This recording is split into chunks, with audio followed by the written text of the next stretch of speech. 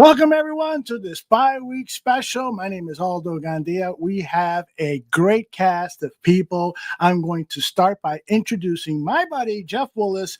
He is the co-host. Let me fix that shot there. There you go. He is the co-host of the Willis Twin Towers podcast. Jeff, how are you? I'm good, brother. Thanks for having me on tonight. I'm excited for our show. It's gonna be a great time. Well, not only are you on, you are the co-host. You'll be taking some of the segments. We've got about a little more than a half dozen segments planned for discussion points, and so you'll be handling some of those, and that way I can go in the background and smoke some marijuana and drink some bourbon and stuff like that, because that's what you do when you're retired. Do I get some breaks like that in between the show? Does that work out for me, or how's that? You should have come properly loaded. Let me next welcome in Nomad of the Nomad Network. How are you, brother? Yo, fellas. Glad to be back at the mothership, man, where it was all born from, man. The mothership connection right now. Hey, man, you know what? Nobody's beating Aldo in the visual department as far as everything goes. I'm gonna try. I'm gonna give it my best, but there is no messing with this guy as far as that goes, man. That's the best. I'm telling you, Aldo, you're the man when it comes to that. Thank you, brother. I appreciate that. It was fun putting that together. I got another little video that we'll share later on. But first, let's get through the introductions and a couple of the topics. Let me welcome in Claus next. Claus, how are you, brother? What's up, everyone? I'm doing great. Thanks for having me. My name is Claus. I run Claus Up, Bear Down on Instagram, TikTok, Twitter, all those different things. But I'm really glad and excited to be here. And the intro was awesome. I didn't know what to expect. I didn't know what was going on. And then we started going. The music started going. But I'm excited to be here and fired up. Thank you. That's one of the things that I love to do here at the Barroom is just play around with the videos and have some fun. But the first and foremost, it's all about the Chicago Bears. I think I can speak for everyone that's going to be on the show. We all love this team, despite the fact that they don't love us back. Although I would love to be your apprentice, man. Show me some things, man. I know you can show me a tip or two to do this stuff, man. Absolutely. We'll talk. All right. Let me welcome in a Barroom contributor for years. We haven't had him on in quite some time, so I'm excited that he's here with us, and that is Swanky. Swanky, my man, how are you? I'm doing good, man. I'm doing good. It felt good to get out of that Vegas tough one, man. Woo! Yeah. I thought I was going into the bye week going, I'm going to get to relax this Sunday. I'm going to the pool, the beach. I'm going to relax. But I see Nomad has joined us. So I got to bring my game. It's no bye week tonight. I got to bring my A game because I know Nomad's bringing his A game. And although, how far back do we go, my brother? Jeez, got to be 7-8 years now, man. Oh, man. I remember it was longer than that. Yeah, longer than that. So I think 2019 was when I first started listening. So, the Barroom community, always love you guys. And I'm excited. We're back to 2-2. So it feels so good, man. And I'm ready to get into it with you guys. So. Well, that is our first discussion point, which is that game in Las Vegas, the Bears and Raiders. I'd love to get your comments on what you think transpired in that game. What were the highlights and stuff? And Swanky, we'll start with you, okay? Why don't you tell us a little bit about your thoughts on that game? Well, traditionally, my mind going into this game was I was a little scared because I don't know how many times we've seen it. But the Bears win a big game at home. They go on the road and they shoot themselves in the foot over and over and over. They're not prepared. They're not ready. They're ill-advised with penalties. The offense can't move the ball.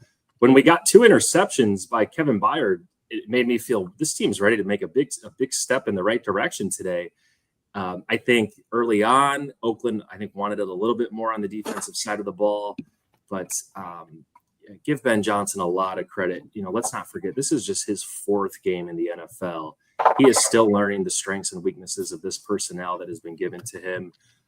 And for him to, as he's learning this team and this personnel, for him to come away with the win, that's a really, really big step for him as a coach, and a really big step forward to the foundation that he's really wanting to build here. Outstanding. Claus, what do you think about that victory in Las Vegas?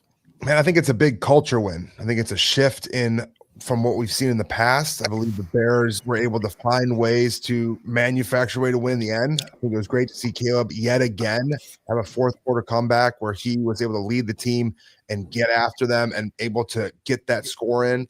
I thought it was a total team win in the end, right? Because the defense played great and the offense wasn't playing as well at times. Offense closed the game out. And then, of course, the block kick by the special teams was great to see. So I'm very excited about that win because as cool as it was to see the offense dominate Dallas, it's almost better to see them be able to win that way in a gritty, tough way to do it because it speaks a lot more about their culture. And in years past, the Bears have always lost that, and especially last year. Multiple games they lost that way. So to be on the other side of that and to see them not panic and to see Caleb Williams continue to transcend and get better and better every week is awesome. Nomad, center stage, it's all yours. You know what, fellas? I agree with a lot of what I just heard. And Frankie, don't underestimate yourself with that smooth ass voice of yours, man. So, I'm going to say this, and this is the bad news. It felt like to me I was in a bad place early in that game because it looked like they were trying everything that they can do to give them this game. It was like they were doing everything possible, but for the second week in a row, fellas, it was Tyreek Stevenson that made that GCP, that game-changing play, man. 2 weeks in a row, man. That guy doesn't get the credit that he deserves. He got jumped on by the masses of the Bears fans, podcasters, everybody jumped on him and was like, hey, what are we gonna do with this guy? This guy's messing up the team and all this kind of stuff, man. But he seemed to rise to the challenge. I'm telling you, he made game-changing plays the last couple of weeks. And speaking to that game we just watched, that interception coming out in the second half was a momentum changer. That everything. We went right down the field and scored right after that, man. I think Tyreek Stevenson deserves a lot more credit than he's getting right now. But, I do believe that, and I was saying this on the podcast recently, actually, as a matter of fact, post-game, that when you find ways to win, that's the confidence that the confidence I saw Caleb Williams playing with as that game went on, it's very refreshing, man. So I got a lot of enthusiasm about this right now because it's really fun doing podcasts and content creation for the Bears community when we're getting wins. It's these wins, man. Come on, man. How true is that?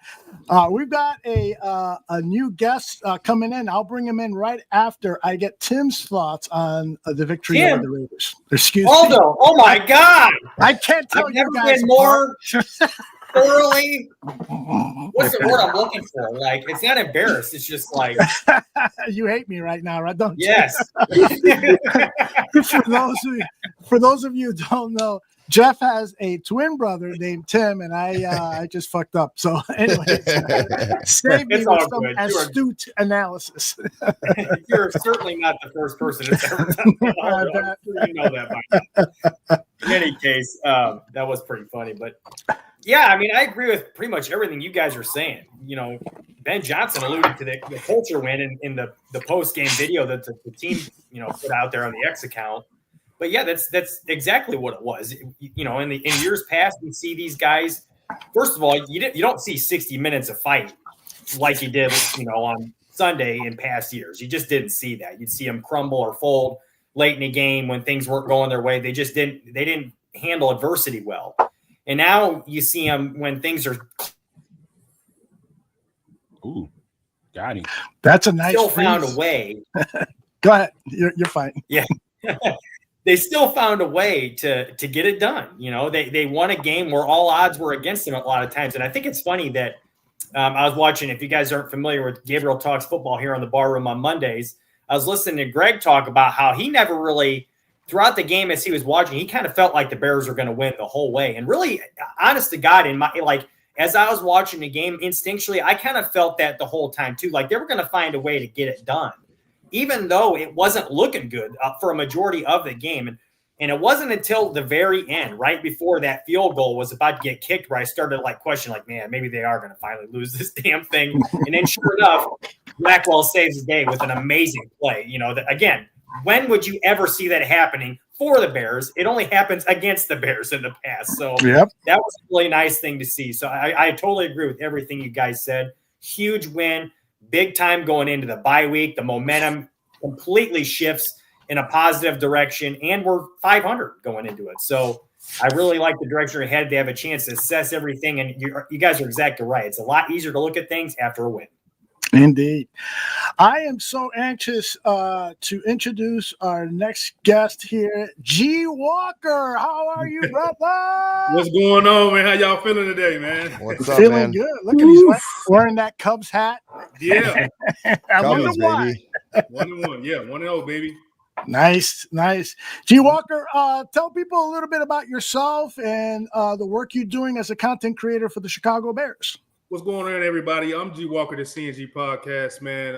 I've been doing the Bears content for about 3 years. Not only do we do podcasts, we do quarterback play. We do a weekly show, pregame, postgame. I do memes. I do content creation. I do everything. So when you come to the CNG podcast with me and my fellas, CJ and Allen, that's what we give you. We give you funny. We give you analysis. We give you pregame shows, postgame shows, man. So we give it all to you guys, man. The Black Neo of the Matrix is his sub-headline there. I love it. Yeah.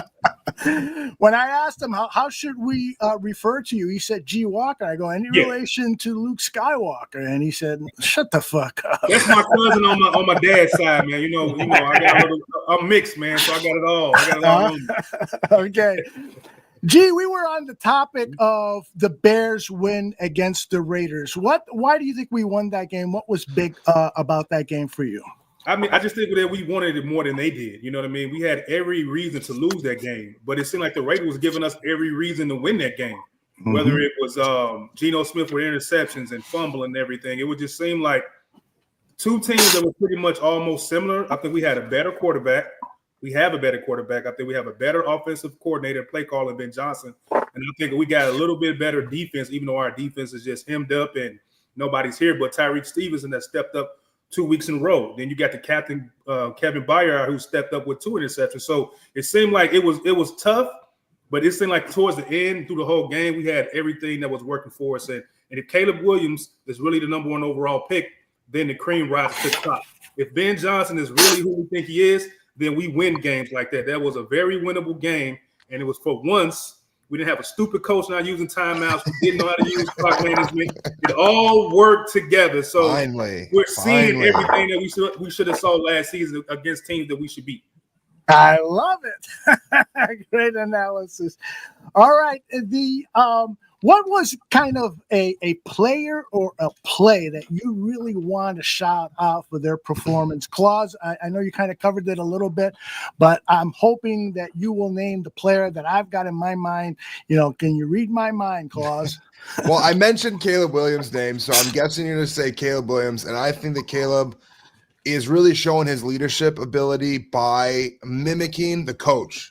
He's starting to really take on that personality. He's seems very dedicated and calm in moments. Today in his presser, he talked about how in that moment he feels like his blood pressure goes down. He's able to really focus when it matters the most.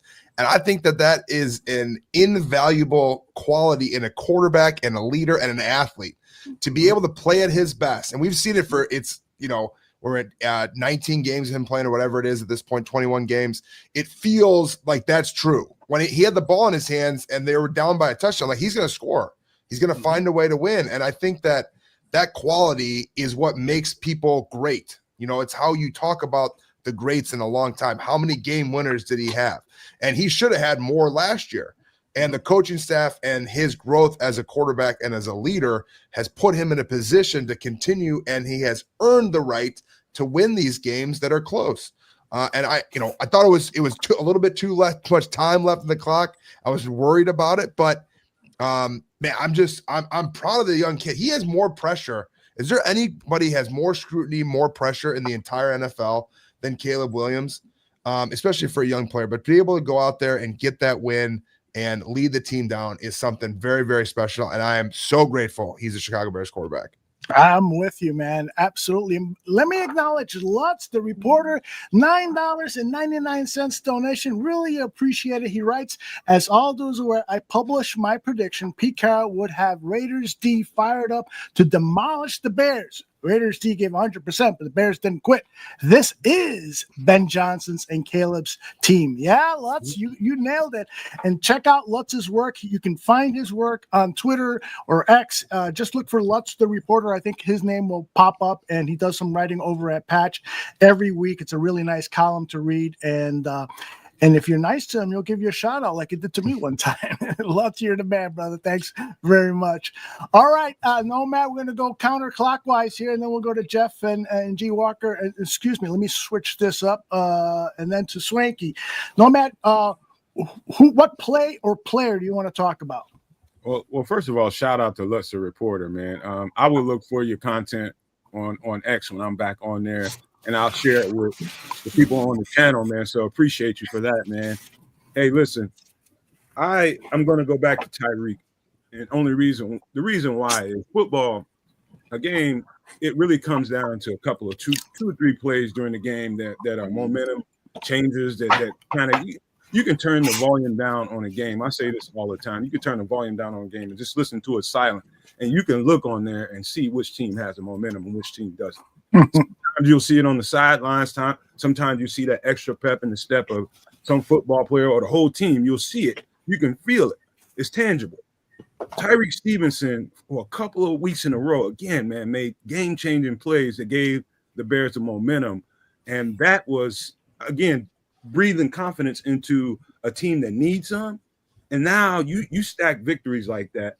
And the way they did it, this last game was really important because technically I think we should have won that game. I think everybody would agree with that. We should have won that game, but they were figuring out ways to give that game away.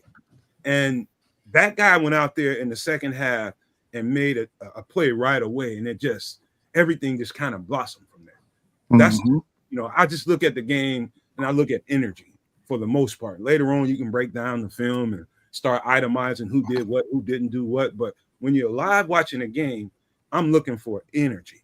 And I've seen game-changing plays the last couple of weeks, and that's a confident team. They're looking for their moments to take this game away from whatever team they're playing against. And I think that bodes, it gives me a lot of confidence in whoever they play against moving forward. I think they'll stand a chance because you got guys that can make plays to switch the momentum. I think that's the key to it, Aldo. That sounds good, man. I love the analysis here. This is better than anything I hear on ESPN, CBS. And when it comes to the Bears, because my one of the reasons we started the Barroom Network is you listen to these national commentators and they don't know what the hell is going on in Chicago. Right. I listen to Nomad and Claus and G Walker and Jeff and Swanky, and I get a better idea about my Chicago Bears than I do when I'm listening to Dan Orlovsky or any of these other fools that are making millions of dollars. Jeff, your turn. Give me a player or a player. Well, you're kind of tempted to say guys like Josh Blackwell because he blocks the field goal that wins the game, or even Tyreek Stevenson with his big plays, or Kevin Byard with his interceptions.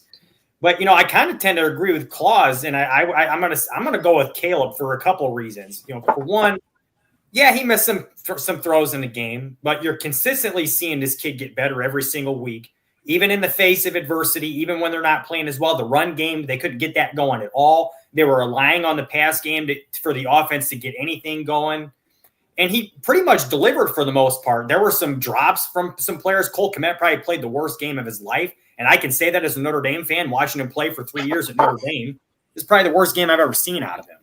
So seeing that from him, the drops he had in that game, seeing some of the other plays that were missed. And like I said, he did miss on some throws himself. But, something you said, Claus, kind of caught my attention because I was thinking about that myself.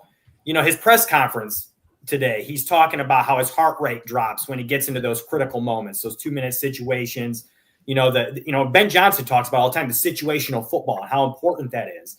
You see this kid consistently excel in those moments. At least this year he has so far, and the thing is, it kind of reminded me of guys talk about Joe Montana back in the Super Bowl. I believe it was in 89 when they were playing, or 88 when they were playing Cincinnati. And they were all in the huddle. It was late in the game. It was one of those drives to win the football game. And he's real calm in the huddle, and everybody's looking around him, looking for the play and advice and everything. And he kind of is like looking around in the stands, and he's like, "Hey guys, I think that's John Candy out there in the stands." And they're all like, they can't believe that he's so calm that he's pointing out John Candy out in the stands. And he's not all, anxious and everything about the game and the fact they're trying to win the Super Bowl right now. They're down. So to me, that's kind of the vibe that I get here. I'm not comparing him to Joe Montana, one of the greatest players of all time yet, but you like to see that kind of late game and big situation play from a guy like that, somebody who's ready to go in those moments, because it's not just football. In a lot of other sports, you see big time athletes in those moments crumble or unable to just make things happen in those moments. And that's when you know that's not necessarily the guy. And you might have the guy when somebody's doing those things. So that's a really good thing to see from him. And it's really, what's the word I'm looking for? Optimistic for us for his future. Swanky, what you got for me? Well, I'm gonna topple right off of Nomad, and my pick was Tyreek Stevenson, and Tyreek Stevenson. I mean, what happened last year in Washington, completely unforgivable. I would have cut him off the team if I was the general manager or the head coach. Unacceptable, unforgivable. Your best defensive player, Jalen Johnson, goes out. Tyreek Stevenson has to step up and has to play at a high level. Ben Johnson, you hear the way he talks in his press conferences. 2 weeks ago, we heard this team has yet to practice consistently at a championship caliber level. Tyreek Stevenson, you need to decide right now if you want to be a part of what Ben Johnson is trying to establish and the foundation he's trying to build here. I know it's hard being a Chicago Bear. I mean, Cole Kmet and Tyreek Stevenson, I mean, these guys have had, three coaches? Cole Kmet has had three coaches and three quarterbacks in his, 6-7 year stint. I get it. There's a lot of turnover and there's a lot of transition, but you have what you have. And Tyreek Stevenson, you need to step up and decide if you want to be a part of this. Let me tell you guys, this is a physical specimen, a talented physical player out of the University of Miami. When you watch him on tape coming out of college, he just looked like a Chicago Bear. Devin Hester goes up and picks him. The moment was so perfect when we got him here in the second round. He has all the tools and all the attributes, but are you going to ascend, or are you not going to step up to the plate? Do you not want to get a contract extension, and do you not want to be a part of what they're doing here? And the big play he made, the interception he made, he did a great job in coverage the other day. He's stepping up when he's most needed right now. So Tyreek Stevenson, good job, man. I mean, you're doing everything that you need to be doing right now, and you really couldn't ask for more. So show us you want to be here. I love everybody's answer. Why is there an echo? I don't know, but it'll probably go away. But I love everybody's answer, but that's not the player I was thinking of. And Foster covered it. The Canadian Eagle moved tackle spots and played extremely solid game at both tackle positions. Now, I got to give Brian Baldinger, some credit, because he posted a video on X's Baldy's breakdowns, and he really cut it down. I mean, and he did a sensational job of analyzing the play, first at right tackle, then at left tackle, and then also in his storytelling, he built up the drama. I mean, the guy got better and better and made more and more key blocks as the game goes on. And we know how difficult it is for a guy who has not gotten the reps in preseason to come in and play at a high level, especially against perhaps the best defensive player in the NFL in Max Crosby. Theo Benedict, to me, deserves to be the starting left tackle and as soon as we come back from the bye, and give him as long as a leash as possible. And that's a topic we're going to talk about a little later in the show, is the interior, what's going on with the offensive line and the defensive line and so forth.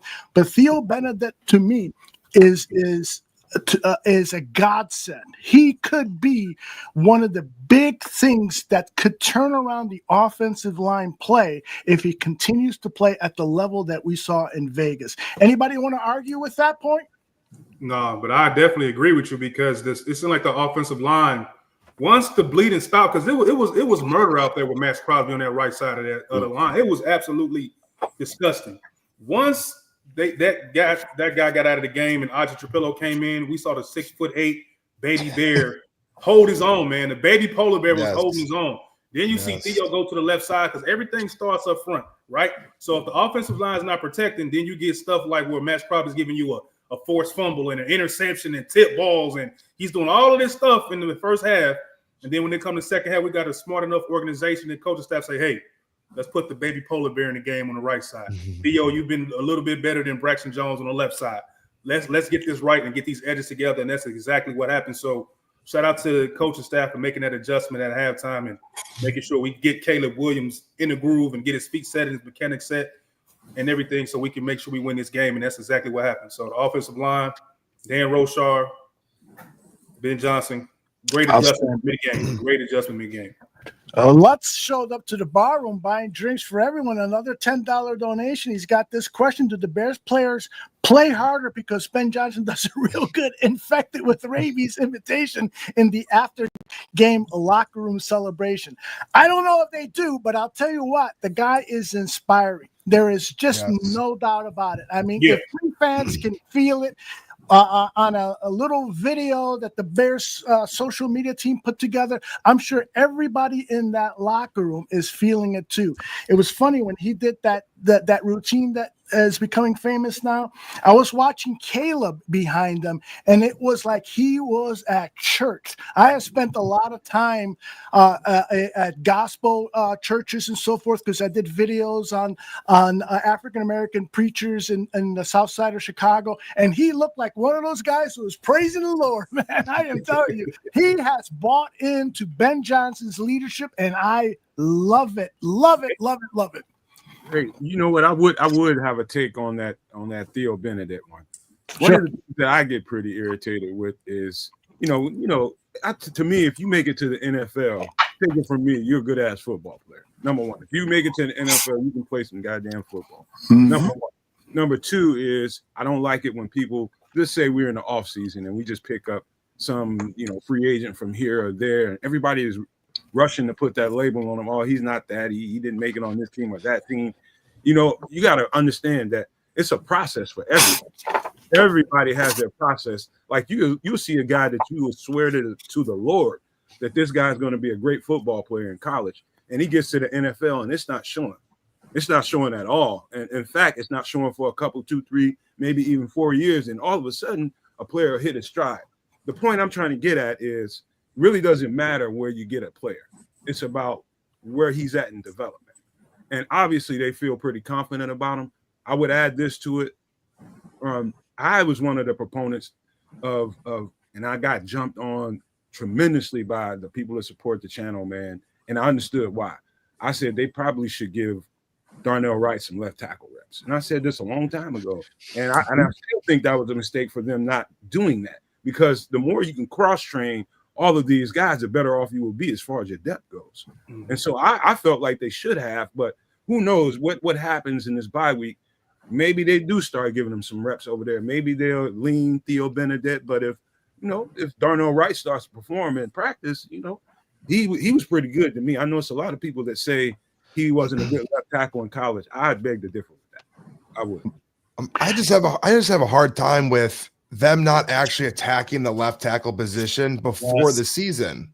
And that's the part that's hard for me, is like, we all saw this coming, right? Did anyone not see Braxton Jones not being good enough to be the left tackle? Right. Sitting in here. No, we all saw it coming, and they still didn't address it. You took a right tackle and hoped that he could play left. And so now you looks like you have a pretty good young right tackle, but you also have a top 10 pick at right tackle. Right. You don't really have a true left tackle. Yeah. What you do have is an undrafted free agent from Canada. Now, hopefully he's the answer. You know what I mean? But I personally would like to see eventually a Big Ten or SEC player playing left tackle for Caleb Williams. And so I think they have to attack that position still. And so I'm not surprised we're at this point where they're shuffling guys around mid-Max Crosby week, which is a lot, and they stepped up to the plate. And hopefully Theo's the answer in the long run. But I think that their lack of preparedness for that position is pretty infuriating with this regime. It's a side of the ball. I mean, the offensive line. I mean, you guys have seen it. I remember after Jay Cutler's first season, the Bears, not great offensive line play. You're throwing the ball to Johnny Knox and Devin Hester, and they go sign Julius Peppers for $100 million. You see Ryan Poles a couple years ago saying, "This is the most depth I've ever seen on any offensive line." Right. Caleb Williams is the most sacked quarterback in football, and you fire your head coach and offensive coordinator. So it's just something that they have just never. I think it's just a side of the ball they've neglected. I think all of Chicago might get mad when I say this. I was stomping for Olu Fashanu out of Penn State. And because of that exact thing that you're talking about, Claus, you have an opportunity to draft a left tackle that's going to be there for the next 10, 12 years. I know Roma Dunze and he's awesome. I'm super glad that we have him. You have a weapon that Caleb can grow with, hopefully, we hope, for the next 10, 12, 15 years. But, once again, Ryan Poles, it's your third or fourth year, and it's a side of the ball the Bears have historically neglected. It's going to be really thin. Your options are slim, so you really need like a Theo to step up, because this is a premier position in the NFL. And if you don't have this right, you get a little weary in Hallis Hall, but you're hoping that a guy like Theo can fill that void. And so, yeah. It just makes you kind of think, like, how much patience is Ben Johnson going to have dealing with this? 3.5 games. 3.5 games is the patience level he had. Yeah, because he's been here, and we all see how Ben is very direct. He's very decisive. He's very in your face. He's very blunt. He's very calculated. And he's very ready to go. So this first draft, I'm just thinking, we didn't get the left tackle that we should have gotten. How is that going to resonate with the next draft with Ryan Poles and Ben Johnson? Because I can't see it not being handled now. Like, how much trust is really up there? Just thinking. Well, I was thinking what Swanky was thinking. Like, last year, I thought it should be addressed. And then this season, I thought it was going to be addressed. And then I still like the Loveland pick, but he hasn't been used, and now he's hurt again, right? And I like the Luther Burden pick, but he hasn't been used except for one game. So you still have huge holes that have not been fixed, and they have built outside in instead of inside out. Yes. And your GM is an offensive lineman, and he hates offensive linemen. It's incredible that the Bears are at this spot, because it's still it's not fixed. It's not. They're duct taping a hole in a bucket. They're hoping that it's going to be all right, but they still need to fix that position. You know what, G. Walker? I would argue, and this is just based off the picks.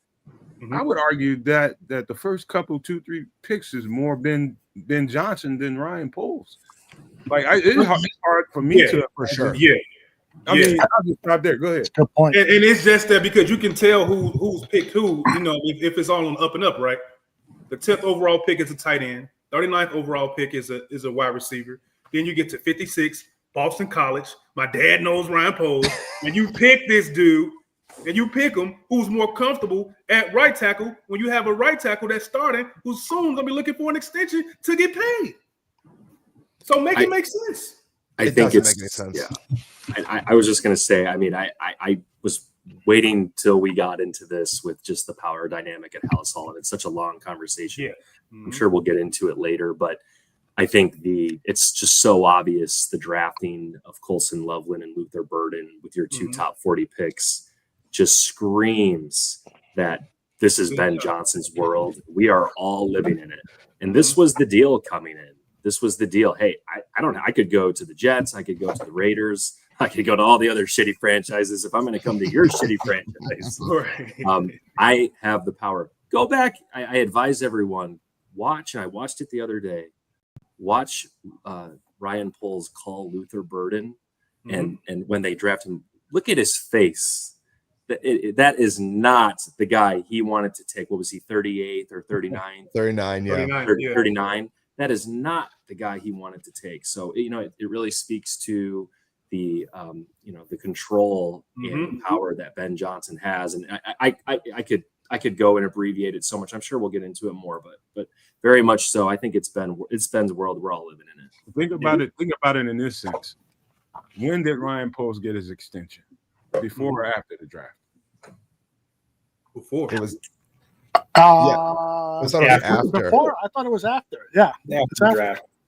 Okay, so the litmus test was how well could these two coincide with each other. Mm-hmm.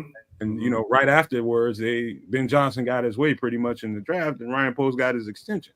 To me, a healthy relationship between GM and head coach, and this is just to me, people can differ with it. I think the best relationship between GM and a head coach and his coaching staff is you defer to the coach. As far as whatever we draft, you might have your own ideas about what we need. I've been for so many years, but don't get me groceries that I can't cook with. If I'm the coach, the groceries that I ask you for, here's the list. You go get them. That's your job. You know, we need to make a deal or a trade for somebody. Hey, that's your world, but we need this player. That's the role to me. That's a healthy relationship. I agree, 1,000%. I'll just go ahead. Go ahead, Swanky. I'll finish you off. Thank you. It's such an interesting dynamic, and you know, it's the bye week, so you know, we don't have to play this Sunday. So really, you know, the focus here, kind of thinking more in the macro right now. It's such an interesting power dynamic. I don't think that the Bears have ever had a head coach come in right off the bat with this much power, this much personnel control. They're all going to say that, oh, well, Ryan Poles picks the players and Kevin Warren overlooks. Well, Kevin Warren was hired after Ryan Poles and Matt Eberflus, where that's his job, and they hired him after the two most important things.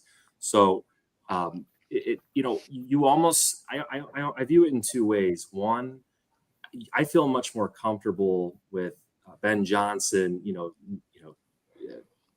fist on the wall saying, I need Jeremiah Love in this next draft. Yeah. Where he has a guy that he brings over from Detroit or someone he's familiar with that shares his philosophy, saying, hey, Ben, we got to get an edge rusher. Hey, Ben, we got to go left tackle. But, you know, Ryan Poles and Ben Johnson, I bet they don't see eye to eye, and you need some sort of dissension in the room. And maybe that kind of awkwardness and that forced alignment by George McCaskey and company might actually be benefiting to them, although Ben has the end say. So you want someone that shares his philosophy in building a team, but that kind of awkward dissension now that has been established between Ryan Poles and Ben Johnson, I'm really, really curious, you know, in these next couple months and years as they continue to go together, how that will coincide. And it's really going to be so interesting, you know, when Poles. We can't make the same mistakes again. Like, you cannot miss on an edge rusher. You cannot miss on the left side. You cannot miss on a running back. Like, somebody has to put the foot like, yo, this is it, bro. And how is that power dynamic going to work when Poles, I need to get an edge rusher here, but Ben is saying, I'm drafting this running back from Notre Dame, and this is my guy. So that relationship and that structure and that power dynamic is what's going to make this team boom to the highest levels or keep us mediocre like we've been in the last years. Dare I say that a healthy relationship between those two guys might end in somebody getting choked the hell out. Yes. Right. Oh, yeah. Well, the real relationship is that Ben Johnson makes $13 million a year and that Ryan Poles makes $1 million a year. So someone's making the decisions, and it's probably not going to end up being the Ryan guy getting Poles. $60 million. Yes. And I trust Ben Johnson to make the right call, and I hope that they start doing it. And I'm watching that Las Vegas game, and I go, this is a Ryan Poles special. I go, Crosby's everywhere. We can't get any rush. You can't nothing from a running back position. This is a Ryan Poles special, and a couple of them have been. And the coaches saved the GM multiple times already this season, right? And it's Ryan Poles is an interesting character because he really has done some cool things and he's done some boneheaded things, and it is going to be interesting to see who ends up making these decisions as they go on in the relationship. I love the way we've kind of naturally moved into our second topic, State of the Bears. And let's kind of stay on that subject of Poles and Ben Johnson. I guess for me, it seems to me like Poles has to realize that this is Ben Johnson's team, and I'm going to do whatever he and the coaching staff wants in terms of getting players and signing free agents and so forth. My problem with Ryan Poles right now is that I think he's got a clean house with that scouting department. I do not trust who they've brought in from the pro personnel department. I mean, Grady Jarrett was great. Underline was. And then there's other veteran players that they've acquired who have just not worked out, and some of the draft picks, who should be paying dividends right now. Are not. And I love Dervon Dexter, and I expected this to be his breakout year. But through 4 games, he has not broken out. And now I'm starting to question, was that the right guy to draft? So let's delve into this topic. Jeff, I haven't heard from you in a while. What do you think about the scouting department from the Chicago Bears? Do you think that there potentially should be some moves with who he has hired? Because if this team doesn't win this year, I got to believe that the businessman Kevin Warren is going to say, I just signed you to an extension, so I can't fire you. But you need to fire some of those guys helping you making these scouting decisions. What do you think, Jeff? Well, let me preface it by saying I agree with all you guys talking about this dynamic with Ben Johnson and Ryan Poles, because Greg talks about this all the time. The GM is not going to draft a guy that the coach doesn't want because it doesn't make any sense. He's not going to use him. So it's going to be a wasted pick. And if he does use him, it's not going to be in the best interest of the player or the team because he doesn't want him. So to me, I totally agree with that. They're only going to take guys that Ben Johnson signs off on. So moving into this situation with the scouting department, for one, I totally agree with you, Aldo, especially on the pro side. They have struggled mightily bringing in free agents from other teams that do absolutely nothing when they get to the Bears. Let's think of all the big money free agents that the Bears have signed over the last couple of years, and let's see if any of them have been productive. Nate Davis, complete bust. Dio so far has done basically nothing, and he's a $16 million player. They traded for Montez Sweat and then extended him. He's done basically nothing since he's been here, outside of the 6 sacks he had in the first 6 games. Who else? Who am I missing on right now outside of that? There's been barely any that have done anything. So my whole point is, yes, you're 100% right. That pro scouting group has done a very lackluster job to this point. As far as the college scouting, there have been some hits. Sure, a lot of it has been traits-based guys that they've brought in and have developed to an extent. And also, they've also, drafted guys like Caleb and Rome at the top of the draft, and Caleb was the guy they were going to have no matter what. That's who they were going to take. So there's not a whole lot of scouting involved in that outside of what Ryan Poles is doing himself, because that was his guy from all accounts that we've seen. So I'm sure he dove into that head first himself. So I do agree. The scouting staff they got to do something there. I don't know if you can overturn the entire thing in one off season, and they won't do anything until after the draft because that's just how it goes. But I do anticipate after April's draft that we will certainly see some changes, especially in the pro side. But I bet we see some guys that have connections to either Poles or Cunningham or Ben Johnson in Detroit or Miami, or some of these other guys will come into the scouting staff now who have worked with these guys in the past. I'm really chomping at the bit. I hope there's no particular order because this one really. Go for it. This one. Listen, number one, Ryan Poles. You need some help in the scouting department? Google me. I'm just saying. I ain't that far away. I'm just saying. But listen, man, you guys have always been in.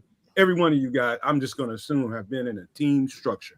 You go through team meetings, and you always have these. Depending on where you're at and what part of life you've been in, you might have been an integral part of whatever the team meeting was about and being an integral part of the team, right? Listen, it seems to me like they have too many yes men around Ryan Poles. There's not enough, dare I say, assholes around Ryan Poles. That's not scared to get fired. The guy that's going to make you drink cheap ass brandy at the end of the night. I mean, anything you can get your hands on, because this dude is riling my feathers, but I can't help but to think about the way he's challenging my way of thinking. And so to me, it sounds like he's got a bunch of cronies and a bunch of guys that'll kind of, fluff him up a little bit instead of challenging him. You know what I mean? That's what it sounds like to me. I'm not in that room. I'm not in that building. I wouldn't know. But from the outside looking in, it feels like there's not enough challenge to authority to me. And I agree 1,000% because the tree is rotten. the fruit you're bearing is not good. It's not good. It hasn't been good since Dominique Robinson decided to have a sack. It's like, what are we doing? He's still here. Yeah, you look at the go ahead, Claus. But you look at the fruit, it's just like, what are we doing after so long? I feel like the age of accountability is just started in Hallis Hall. I think that Ben Johnson is ushering that in, and I think it starts from him. And I know there's a topic where I had this kind of written out for to talk about later, but like Ben Johnson's, even his ability to talk about accountability when it came to the reporter, himself, right? He's leading from the front. I did this bad. I want to do that differently. We need to do this better. Getting rid of Braxton Jones in the middle of the game. That accountability is starting to creep in because that is Ben Johnson's vision.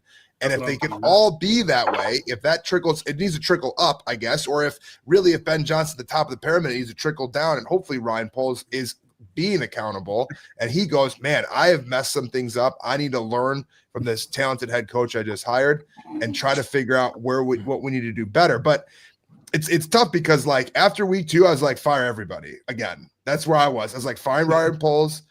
I can't do it. You know, we just can't keep going. But you don't want to have the same cycle of suck where it's like the GM picks the quarterback, they hire new coach. The coach doesn't pick the quarterback. They fire the GM. Now it's a new GM hasn't picked either.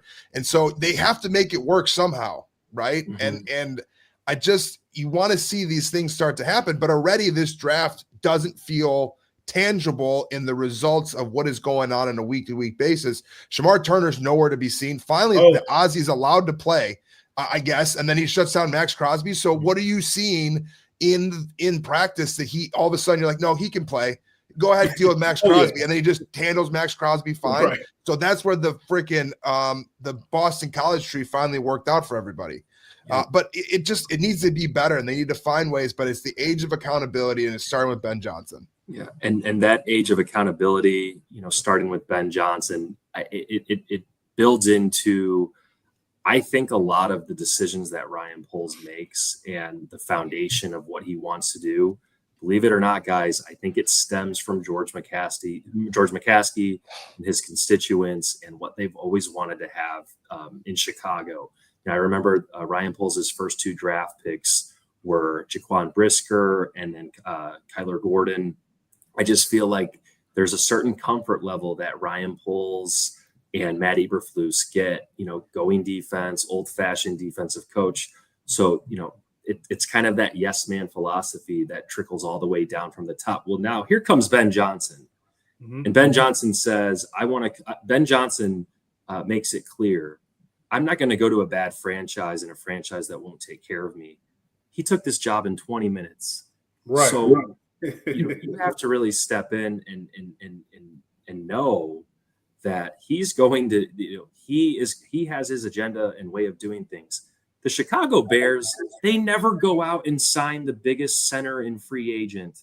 They did. They never give up a 4th round pick for, a Pro Bowl left guard in Tooney. They have good weapons coming into the season. They overdrafted on weaponry.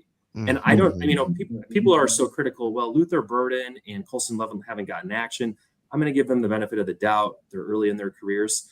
I just love it because it's sure. The Bears have never done these things. They've never overdrafted. When they had Brandon Marshall and Alshon Jeffrey, they didn't go back in the draft and draft a wide receiver in the first round. They've never overinvested or taken the best center in free agency. So these are Ben Johnson's moves, and it's different. It's different than the status quo in Hallis Hall.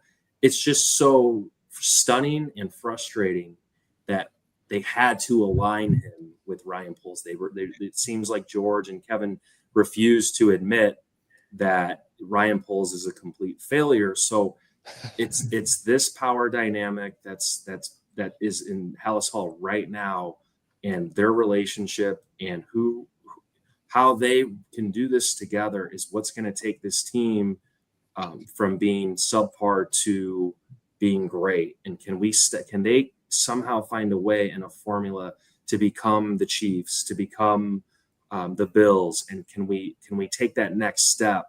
And I'm so excited to find out if it's going to happen.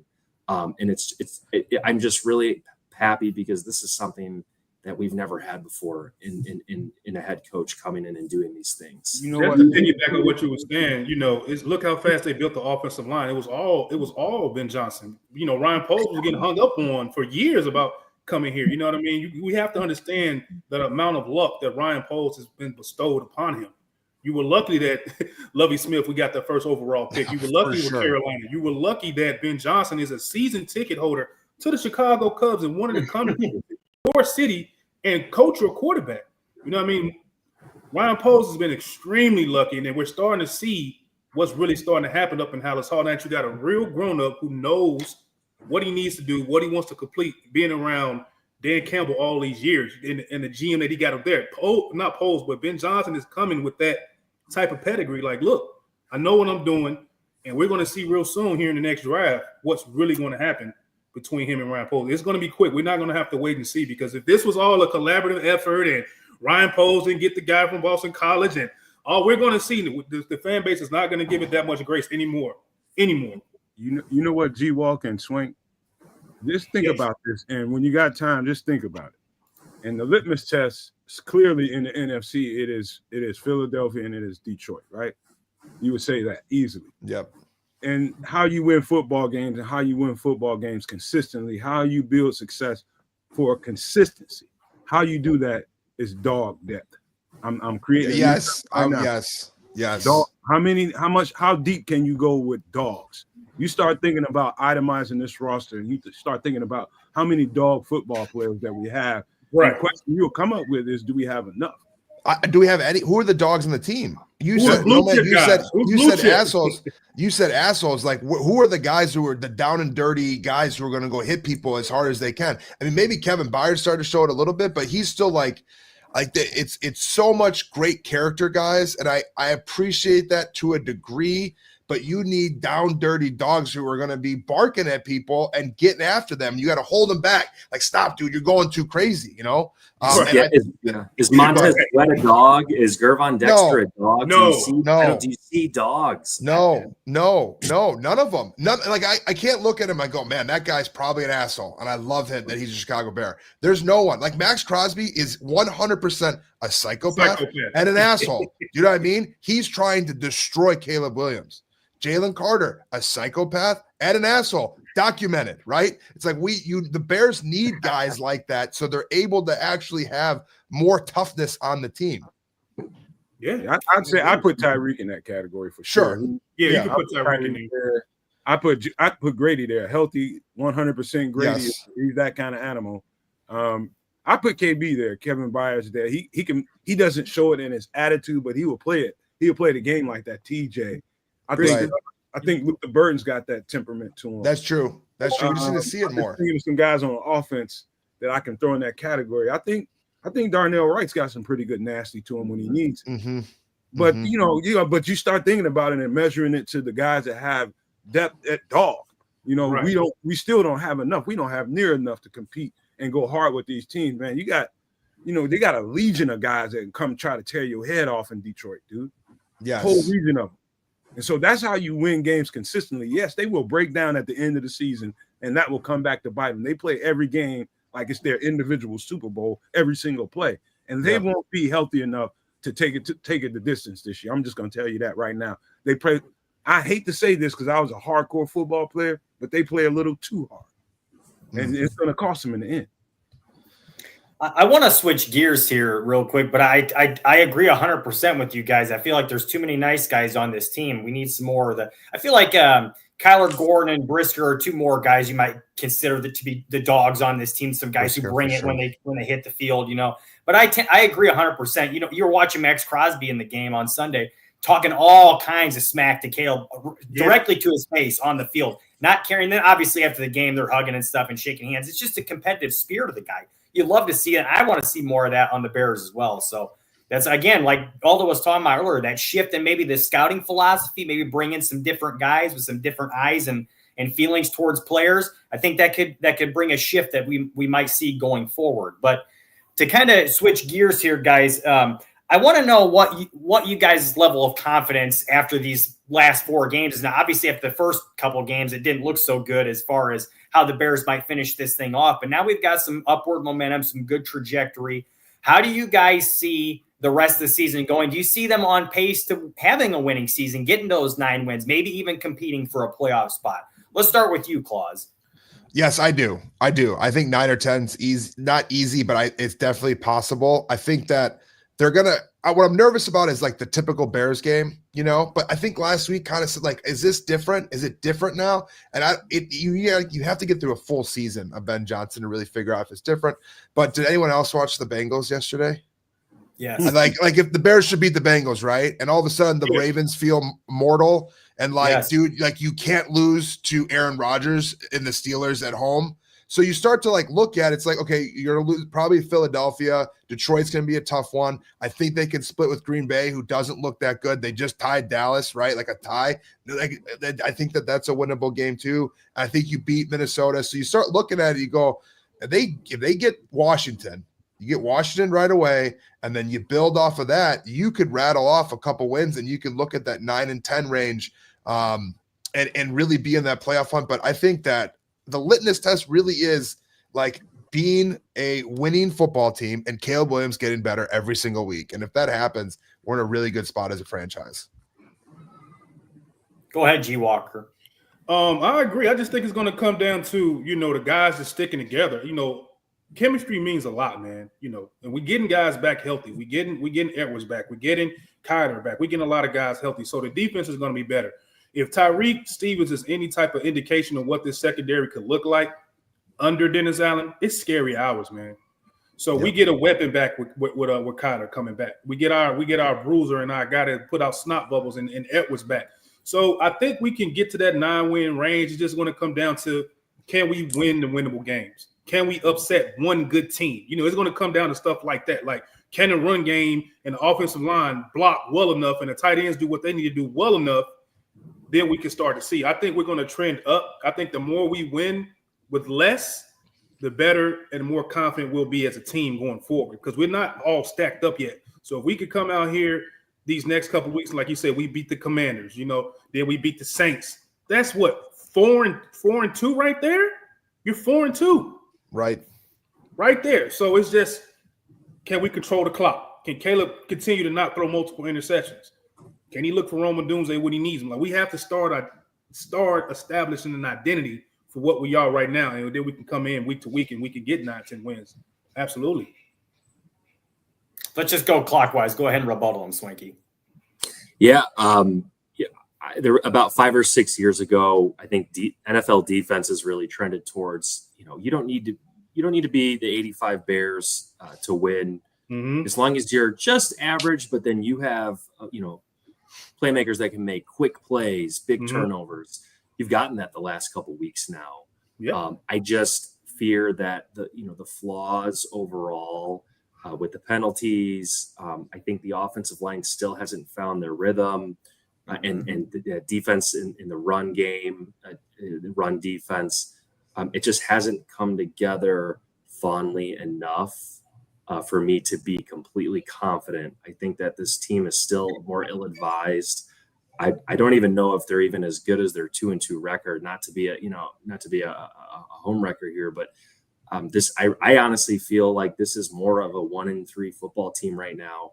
But that's okay, as Ben Johnson is still kind of learning on the fly, and he's really learning what he has.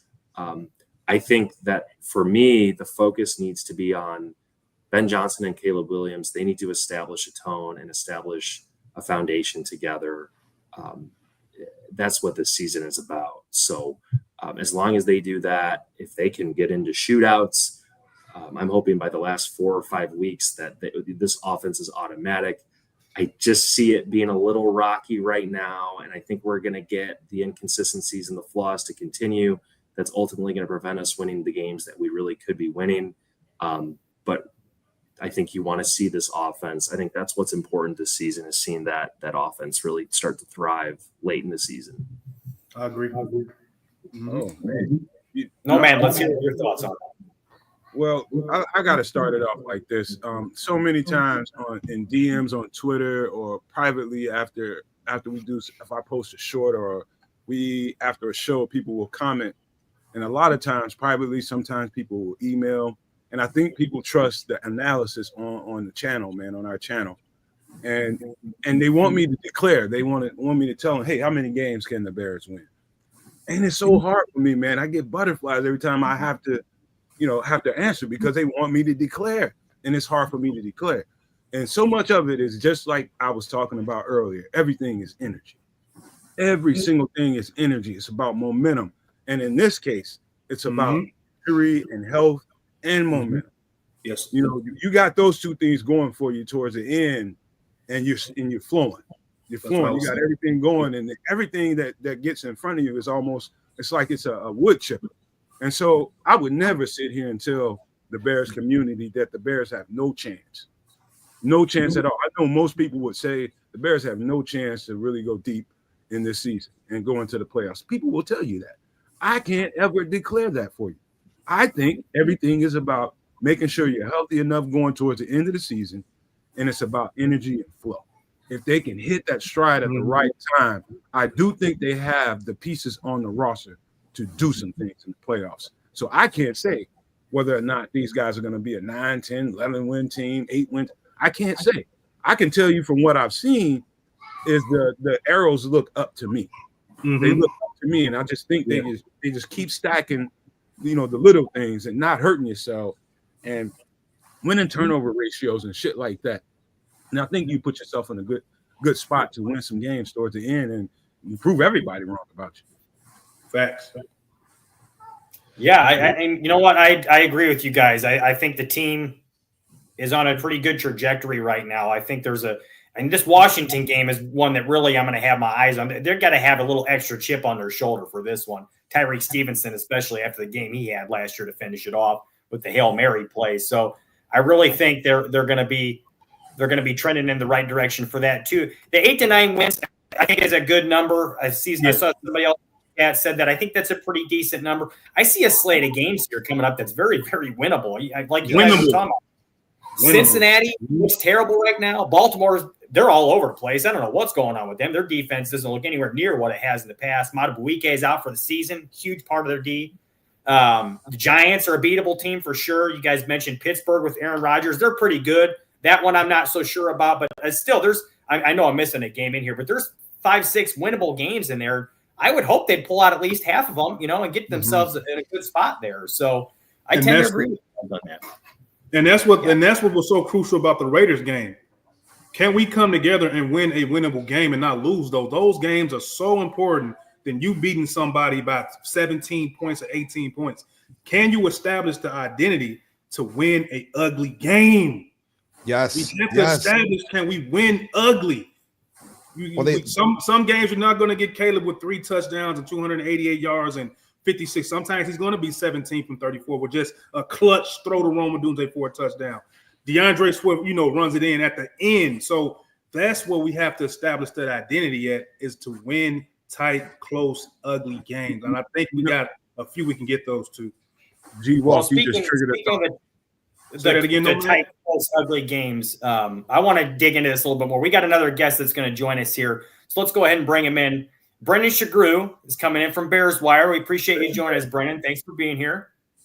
What's going on, Brendan? Yeah, of course. Good to see you guys. How's it going? How you doing, man? Good. It's great to have you.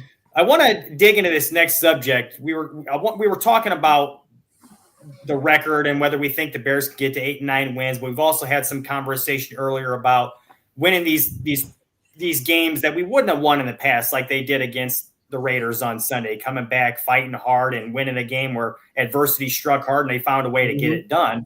Yes. And so the question I want to ask you guys is, I think the common denominator here, most of you guys would probably agree with me, is the new head coach, Ben Johnson, instilling a new mindset into these guys. So my question is, which one of the improvements, or even not even just improvements, I want to expand this and broaden it a bit. What about him in general that he's brought to this team has impressed you the most, whether it be his scheme or his attitude or the coaching staff he's surrounded himself with, or whatever the case may be? Let's go ahead and start with you, Brendan. That's a loaded question right off the bat. I would say I think in the NFL you can find ways to win even with poor schemes because guys sometimes talent wins out.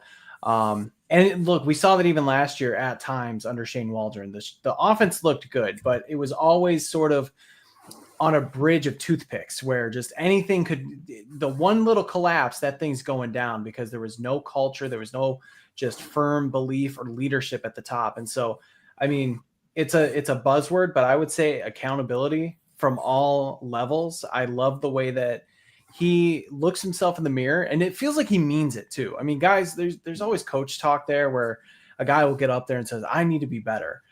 But when Ben Johnson actually says it, I'm like, I believe this guy when he's talking about the running game yesterday and he's saying, I need to be better in terms of the plays I'm being called. I didn't get as prepared. I was late getting plays in. Like he's using examples. He's leading from the front like that. And that shows when he's able to go into other players and say, you need to do this better. You're not playing up to the standard like we saw in training camp.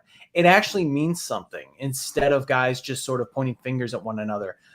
I guarantee you that wasn't the case last year. And I think there was even stuff coming out from other players that they felt like this was a game we would have lost because there was just no common belief in one another, especially from the top down. So the accountability factor is massive with him. And you could just hear it with the messaging and see it with the adjustments that he's making too. I mean, to pull and bench a tackle mid-game, move a undrafted, very unproven second-year tackle to the blind side and bring in a rookie tackle who has not seen very little playing time up to this point against Max Crosby, and taking those chances and showing I have the belief in these guys and they're backing it up.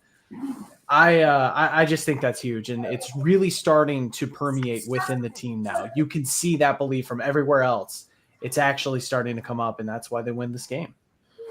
Yeah, to piggyback off of Brendan there, we're the authenticity of him is so true. You can see through it. And Brendan, you were talking about how it's not fake. It's not fake. Ben Johnson is who Ben Johnson is. He's not scared of being or needs to feel like he's something different.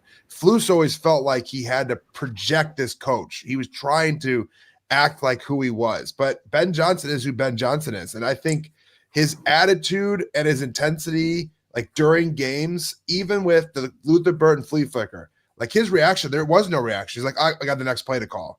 Like I'm worried about the next thing. I'm not worried about that right now. We'll celebrate after the game, after a win. But I'm not going to be excited in the sideline when something cool happens. You know, it's like we expect cool things to happen. We expect points to be put on the board. And I think that Ben Johnson's authenticity is going to continue to permeate and continue to push this team to a new high level. You know, what's the rebuttal up there? Go ahead, G. Walker. You know what it is about Ben Johnson that I like so much about his personality is just that he's not going to be the person that BS's you. You know, he's not going to be the person that tells you that it's sunny outside. It's not. You can't tell him or tell a player that you can't put search SHIT on pancakes and tell me it's syrup. You know what I mean? I'm gonna get somebody else to come in here and do it. If you're not going to be the guy that's going to get it done, we're going with somebody else. And he said that, and he set the tone. His very first press conference, he said, Caleb Williams, I like you a lot, but it's going to take more than you to get this job done. That right there, to put the number one overall pick in his place in front of everybody lets me know that he'll give it to anybody. He'll give it to anybody. It could be Caleb, it could be DJ Moore, it could be Rome. So when you have that type of coach that's on your staff now, the sky's the limit for getting players to do exactly what you need them to do. So I love the fact that he can call out not only himself, but he can also put players where he need to be. And you can travel that week to week. He's not going to change. He's not going to fold. He's going to be the same Ben Johnson every week, whether we win or lose. And that's something that you want to see week in, week out. Not some guy that's playing to guys who got to get touches. Oh, I need my touches. I need my catches. I need this and I need that. We just looking week to week like we just, scheming up to just get guys and involved instead of just trying to win a game. I think Ben Johnson's coming out here every week just trying to win a game. That's all that matters, man. Go ahead, Swanky. I'm really impressed. I mean, you guys have really covered, the coach and his energy, his tenacity. I look at the play calling, and we watched him for 3 years in Detroit, and he's coming to Chicago. Is it make believe and magic, or is this stuff actually real? And this in 4 games, this stuff is actually real. The flea flicker last week, the fake flea flicker, that was so cool to see. You're really seeing his creativity as a play caller, and his understanding in the flow of a game. I was so impressed with right before the half against Dallas, how he, how we went down the field schematically and then got the ball back in the second half in a 19-play drive. We just do not ever see that situational awareness by a coach. On Sunday against the Raiders, we get stuck. He's trying to pound the ball against the Raiders in the run game, and they stuff us up hard. And he has the awareness to go, I'm going to start throwing screens. I'm going to get out of the pocket because I can't play hard-nosed football right now against these guys. Let me wait a little later until they get tired towards the end of the game, and we can start doing that. But I get a sense of a coach that feels the game really well. I felt like Matt Nagy a lot of times just called plays and was very robotic. This coach makes me feel really refreshed in the sense of I have the feel of the game. I know the strengths of my players, and I'm going to be able to I'm going to be able to match the intensity of the game in front of me while having the players. I'm throwing the kitchen sink at them, and they're learning the system simultaneously. You can have 2 of those things together. That's a lot of synergy. I agree. Hey. Nomad, let's have you finish off this segment here. I want to hear your thoughts. Okay, I got to give Swanky some digital dap with that one, man. I'm giving you dap, man, from a distance, because that was a very poignant way of looking at the thing, because I do believe that schematics have a lot to do with the difference that we're seeing out there today. Because I don't know if you guys can, if you start thinking about it right now, as I say these words, you'll start thinking about it and recall, like, have you seen this many wide open running receivers in the past few years since Ryan Poles has been here? That's schematics, guys. That's schematics. That's him scheming things open, route combinations, all that kind of stuff that plays into a game. And what Swanky was talking about, having a rhythm and a feel for the game and knowing when to call something. That is hyper important right there. Number one. Number 2 is from the player standpoint, I'm going to speak to that. Number 1, Ben Johnson doesn't play football. The players do. They have to believe. They have to within each other. I think that meeting that Jaquan Brisker and who was it, Grady Jarrett, they called that. Grady Jarrett, later. Yep, Grady. Something happened. Something transpired in that situation. And again, coaches don't play football. All they can do, you can have a hot breath hollering coach that's getting on you, barking at you every day, every single day. That's not going to translate to better football play. At some point or another, the football players have to decide that, hey, dog, we got the horses, man. We got the horses to get in this race, and we can make plays. And when it comes down to it, can you make a game-changing play if we need it? And so you're starting to see a little bit of that belief seep into the culture that's been losing for several years here, and it's encouraging as hell. That's why I can't say what this team might do, what this thing with Ben Johnson might end up being, because it's a work in progress. Every single thing is a work in progress at this point. And so the green arrows are pointing up. I'm just trying to see if they can stack it, if they can make the right moves in this bye week, do what they need to do to amplify this momentum right here. And that's the most important thing in the world. I agree. I think we've seen a lot of what we expected to see from Ben Johnson as far as the schematics. You just talked about it, Nomad, seeing guys open down the field pretty consistently, and you're seeing Caleb even improve in his reads and whatnot. We'll get to that in a little bit too. I do want to dig into that some with Caleb's improvements, but I want to ask one more question about Ben. And as far as we've talked about all the positives with him, but I want to know what you guys think as far as like the negatives that you've seen so far, if any. I'll start with this by saying that I watch a lot of, I don't know if you guys watch the quarterback breakdowns like I do, but I was watching the Tim Jenkins video today, and he was talking about how if he's got any kind of complaints about this offense is that he doesn't feel like they're getting the ball to DJ Moore enough. And I tend to agree with that. We all know what the guy is like with the ball in his hands.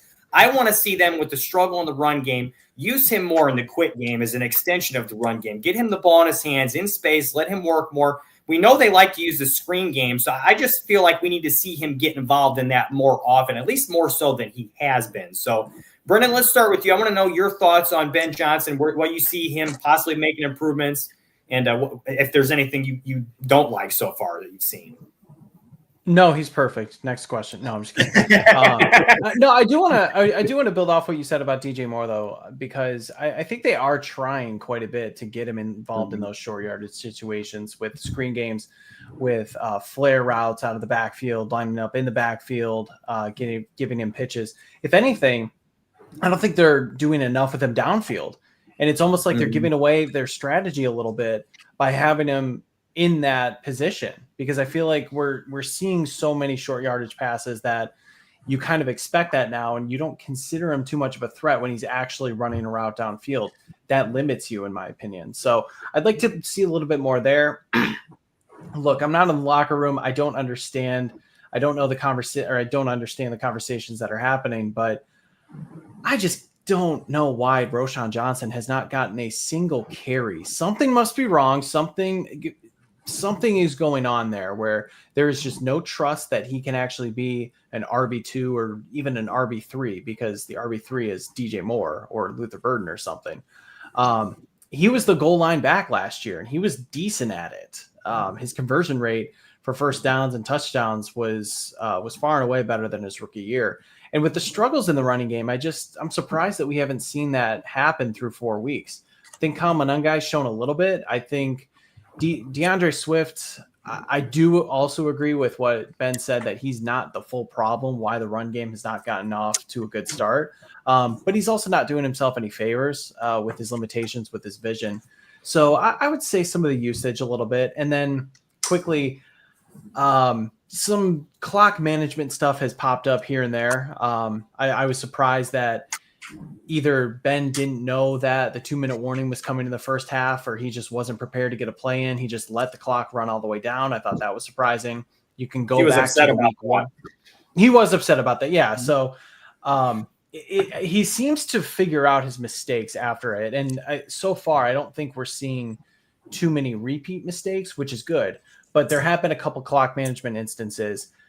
But that's also kind of nitpicking, because what coach doesn't? We can literally look at every single NFL game and say, that was messed up. That was messed up. Look at the Green Bay game with Jordan Love and Matt LaFleur almost blowing that potential loss that ended up turning into a tie. But yeah, I would say those are a few of my complaints so far. I would say I'm a little bit concerned about the lack of identity on offense. I don't really know. We know that Rome's getting open. We know the receivers are getting open, but the running game's not going at all. And I feel the creativity with the gadget plays is really fun, but one has worked so far. And I know that like the stumble bum, right? We all figured out that was a stumble bum happened in the middle of that game, and it was a weird spot for that. Instead of trying to establish a run, maybe getting Roschon a carry or just seeing what Kyle Monungai can do. And then he went ahead, and the fake flea flicker run was cool because it makes people think about it, but it feels, one of the things from Detroit fans they kept saying was like, he's going to put these gadget plays in to make you think that he's smarter than everyone else. And that it's coming up a lot. And so I hope that when they get back from the bye, they really start to establish what they want to be known as a team and not just gadget plays. Those gadget plays are fun for highlights, and obviously the Luther Burton one, I was in stadium. It's the loudest I've ever heard Soldier Field for that touchdown. But like it's the NFC North. You're going to need to have some bread and butter plays. You're going to need to be able to run the ball when it matters the most, and you have to have the identity of the team really be shown. And it can't always be when things get rough, we're going to throw a gadget play in and hope that this works. Yeah, and I agree. I think it's the run game, because I've been watching we all been watching 4 games, and it seems like the way he's using Kyle Monungai and DeAndre Swift is backwards. Like, we all know that Kyle Monungai is the between the tackles runner. Then DeAndre Swift is more of a home run runner. So it seems like if you get to pounding that defensive line early on, then you can use DeAndre Swift at the end of the game to get some of those home run plays off. That is one thing that I've noticed that I would like to see reverse. I don't want to see DeAndre Swift struggle up to the 3.5 quarters when you got a fresh Kyle Monungai who can pretty much beat up a team for the first 3.5 quarters, then use DeAndre at the end of the game to go break off a couple of long runs. And also, as far as DJ Moore in the pass game, I don't know if that's Ben Johnson. I think this is more of Caleb Williams and a Roman Doomsday 1-2 punch now, because it's looking very similar to what it looked like when Justin Fields had DJ Moore as his one. Now we're starting to see that Roman Doomsday turn into that one wide receiver one. So, and him and Caleb don't necessarily have the best chemistry since they've been here. I don't know if we need to get an all 22 sideline for the past couple of years of Caleb and DJ Moore looking at an iPad together, but I know we see them on the sideline hugging each other now. But I don't know how much that plays into what's really going on out there, because he's looking for the guy he's trusted the most, and that looks like that's Roman Doomsday to me. There's one single guy on this team that will beat a one-on-one consistently, and there's this. You start looking at Joe Burrow and Chase and Jamar Chase, and there's a built-in mechanism within them. They know within them. It's just a look between them. Right. And they know, hey, you see this? This is one-on-one. This is man-to-man coverage. This me, right? 7 is going to the house. DJ Moore is the one guy on this team that can beat one-on-one consistently on this team. Romo Doomsday is good. He's getting better and better by the game. And I'm giving him tons of credit when I say that. He's getting better all the time. But DJ Moore is a game changer. And I feel like they're playing a little bit of favorites right now. I don't know if it's something between DJ and Caleb. Is it something in the play calling? At the end of the day, Caleb has to be the one that throws the ball. Exactly. Them not using DJ in the way that they should. You see him one-on-one. There's no reads. There are no progressions. You throw the ball to DJ Moore and let him make a play. And so I would just say, moving forward, I don't see a world where they don't take advantage of that. I don't see a world where they don't. As far as the running game goes, the offensive line, I'm telling you guys right now, man, I would just say pass pro has been better than average overall. I'm talking about for 4 games. It's been better than average overall. Run blocking, that's a whole other universe, bro. It's a whole other universe. They are terrible at run blocking, and it's hit and miss. From, let's just say, they might string together 2, maybe 3 good run blocking plays, and then it's downhill for about 6 more plays. Mm-hmm. And again, you like Ben Johnson said, it's not right to just hand that responsibility over to the running back. He just happens to be struggling under the circumstances. I've been saying this for a while. I don't think. And we give Ben Johnson a lot of credit. I give it to him too. I think he's going to be a great coach. But I do think if we give him credit for the draft, you have to give him a little angst for not drafting a running back a little bit early. Not taking anything away from Kyle Monangai, but they missed a lot of opportunities in the draft to get a better running back. Not only that, there's a couple of guys in free agency before all that started to change teams. You had opportunities. I felt like the running back room was incomplete. So if I had to ding these guys and Ben Johnson or the whole staff, it would be that. Nomad, you let it in perfectly to what I was going to say. And Brendan, you kind of touched on it earlier. My fear is that Ben Johnson has kind of mismanaged the personnel group in his running back room. Mm-hmm.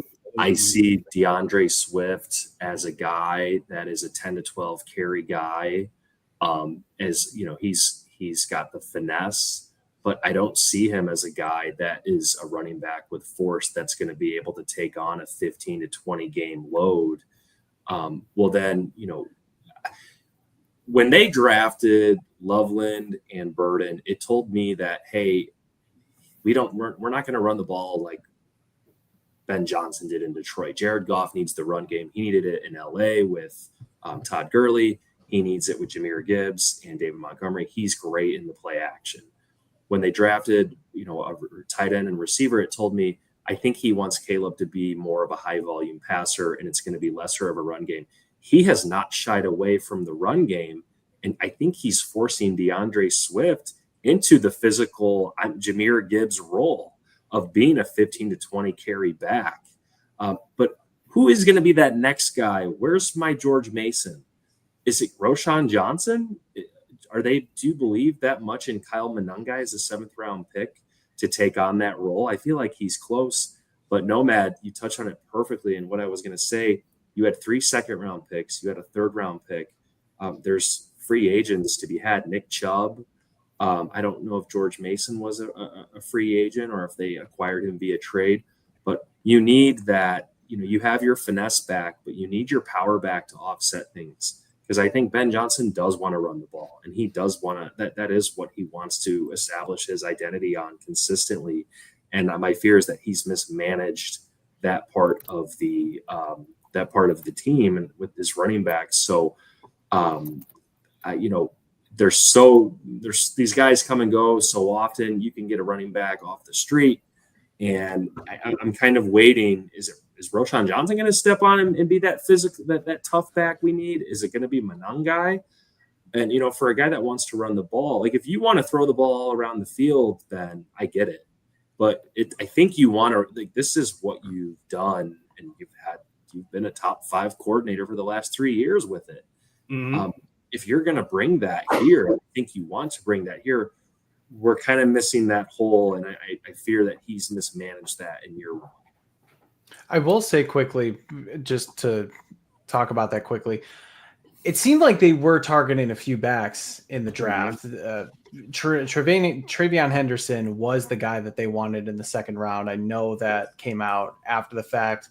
It seems like there were other guys in the middle rounds that they were targeting, and they just got sniped a couple times. There was interest in Ashton Genty. I think really they got super unlucky, and they weren't going to force anything. So I do think, Swanky, you're right in the fact that I think they did mismanage it a little bit, and they probably figured we have enough horses in this room to get the job done. But at the same time, they were trying to get guys. They were just super unlucky and weren't going to sell the farm to try and get somebody like Henderson or Scadaboo or Genty. Yeah. Hey, Brandon, if Genty falls to 10, do we take him? I think so. 100%. I think they will. At 10, I think so. Interesting. It's so interesting. Yeah. He just wasn't going to be close, though. Like once they got picked up. Yeah, I would have loved to have Genty. I think like pre-draft, it wouldn't be Genty. I was still on left tackle, man. I was obsessed with Will Campbell.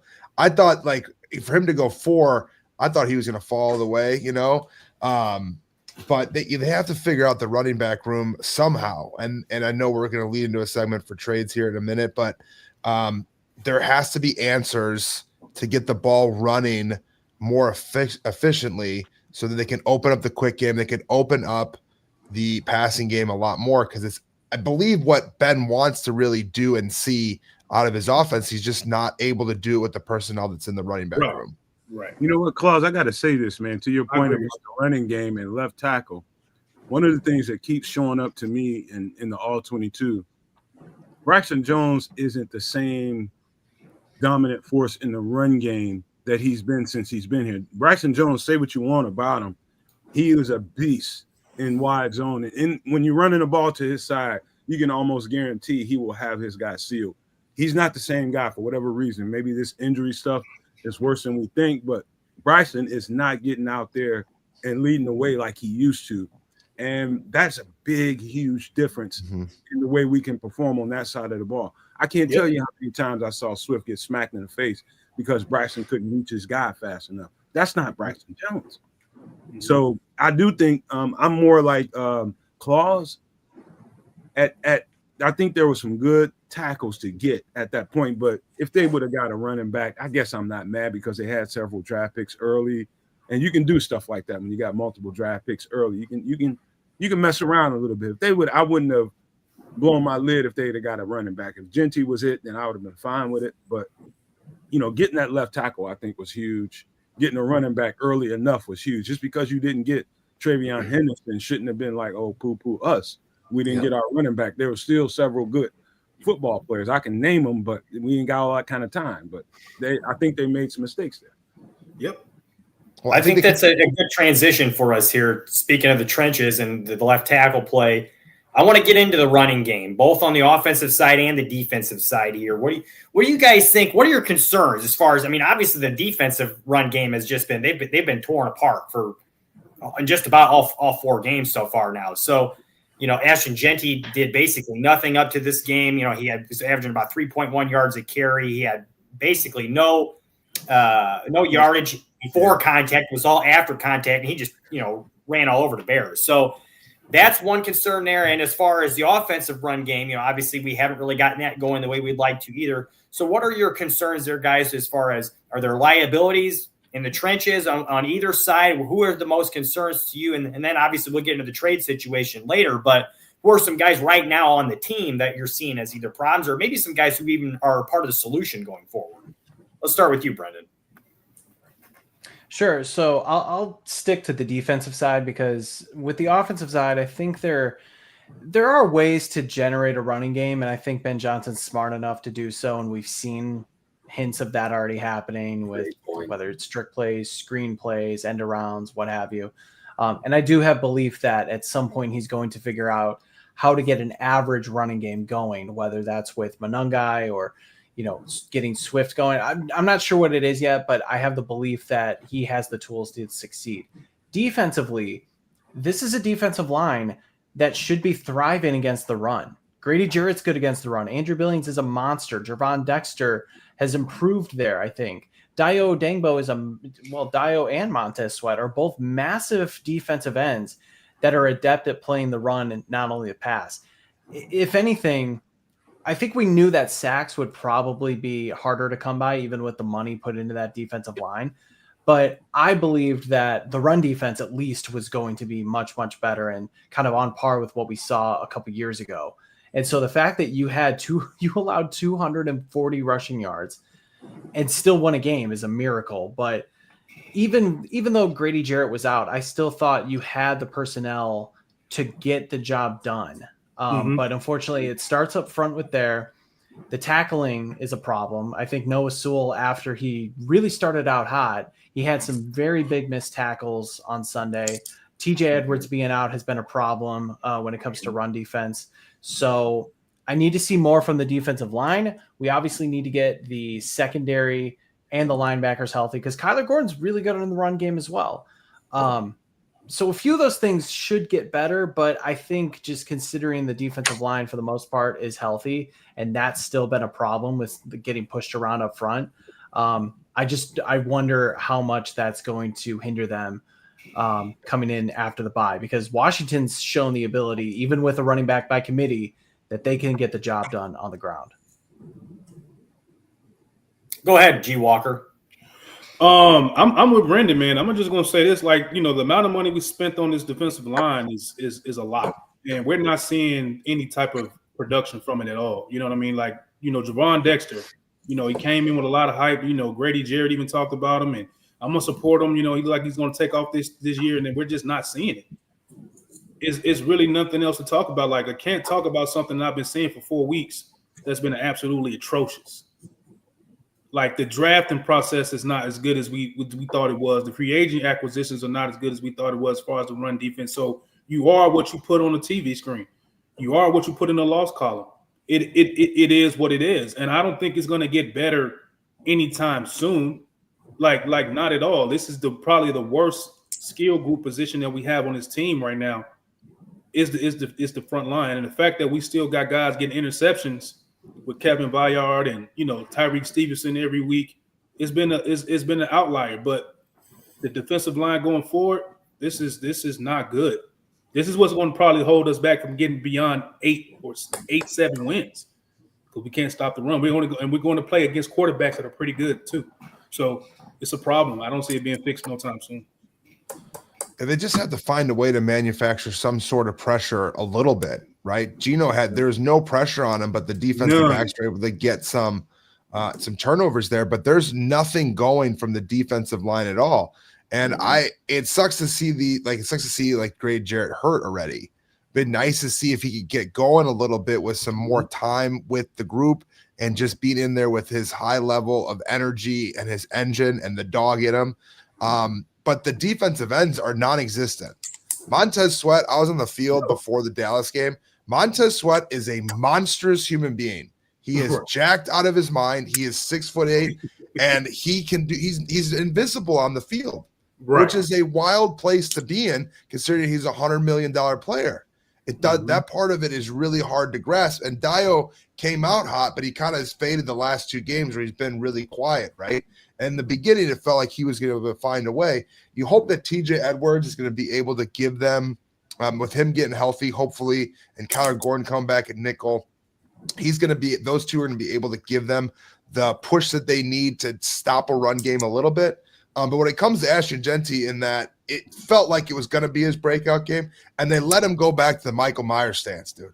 They were making him go hands on his knees because they had to do, and they let him stand back up, and dude, that's game over, man. That's a different type of cat standing back there like Michael Myers. So it sucks that it happened, but hopefully they learn from it. And I thought the bye week was too early. And now in the season, it feels like it's the perfect time because they need to regroup and reset and get guys healthy. So hopefully during this time, they're able to actually figure out what they need to do differently on the defensive side of the ball to stop that running game. Swanky, what are your thoughts? Yeah, it's a defense that's been heavily invested into. This isn't, a new GM. Mm-hmm. You're throwing Montez Sweat a lot of money, and I have not seen the production from him. I saw the production when he was trying to get his money. Now you're not necessarily seeing that same production, and it's much needed.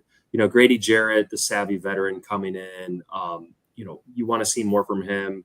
Gervon Dexter has made a couple plays, but guys, I think this is just something that you're going to have to live with. As Bears fans, we get really uncomfortable when we see our defense play bad. It's not something that we're typically used to. It reminds me a lot of when the Bears hired Mark Trestman and Ted Phillips and George McCaskey. They really went all in on Jay Cutler, and they were really making that transition to going from a defensive led franchise with Lovie Smith, to an offensive-led franchise with Mark Trestman. Unfortunately, they bet on the wrong horse in Jay Cutler to lead them in doing that. But I think this is something that you're just going to have to get used to the point where you're going to probably be winning a lot more games like you have the last 2 weeks, where you're going to be in more. The last 2 weeks weren't shootout situations, but you're going to try to win games 31-17 and let up 100 rushing yards. You're going to win games where your defense is going to let up a lot of obviously if you can't stop the run, you're in a world of hurt. But I think it's something that we're just going to have to get used to. And if this defense, if the run defense, if it can just be average, I think that's something that you have to get used to as a Bears fan. Because guys, Dennis Allen, I don't see it getting maybe much worse. I don't see us becoming elite either. I think you just have to get used to it. Yeah. Nomad, finish us off here with this run defense and rush offense. I'm glad you guys went to, and I'm going to definitely focus on, I think we covered rush offense pretty well. Rush defense, let me tell you guys something. This is not complicated.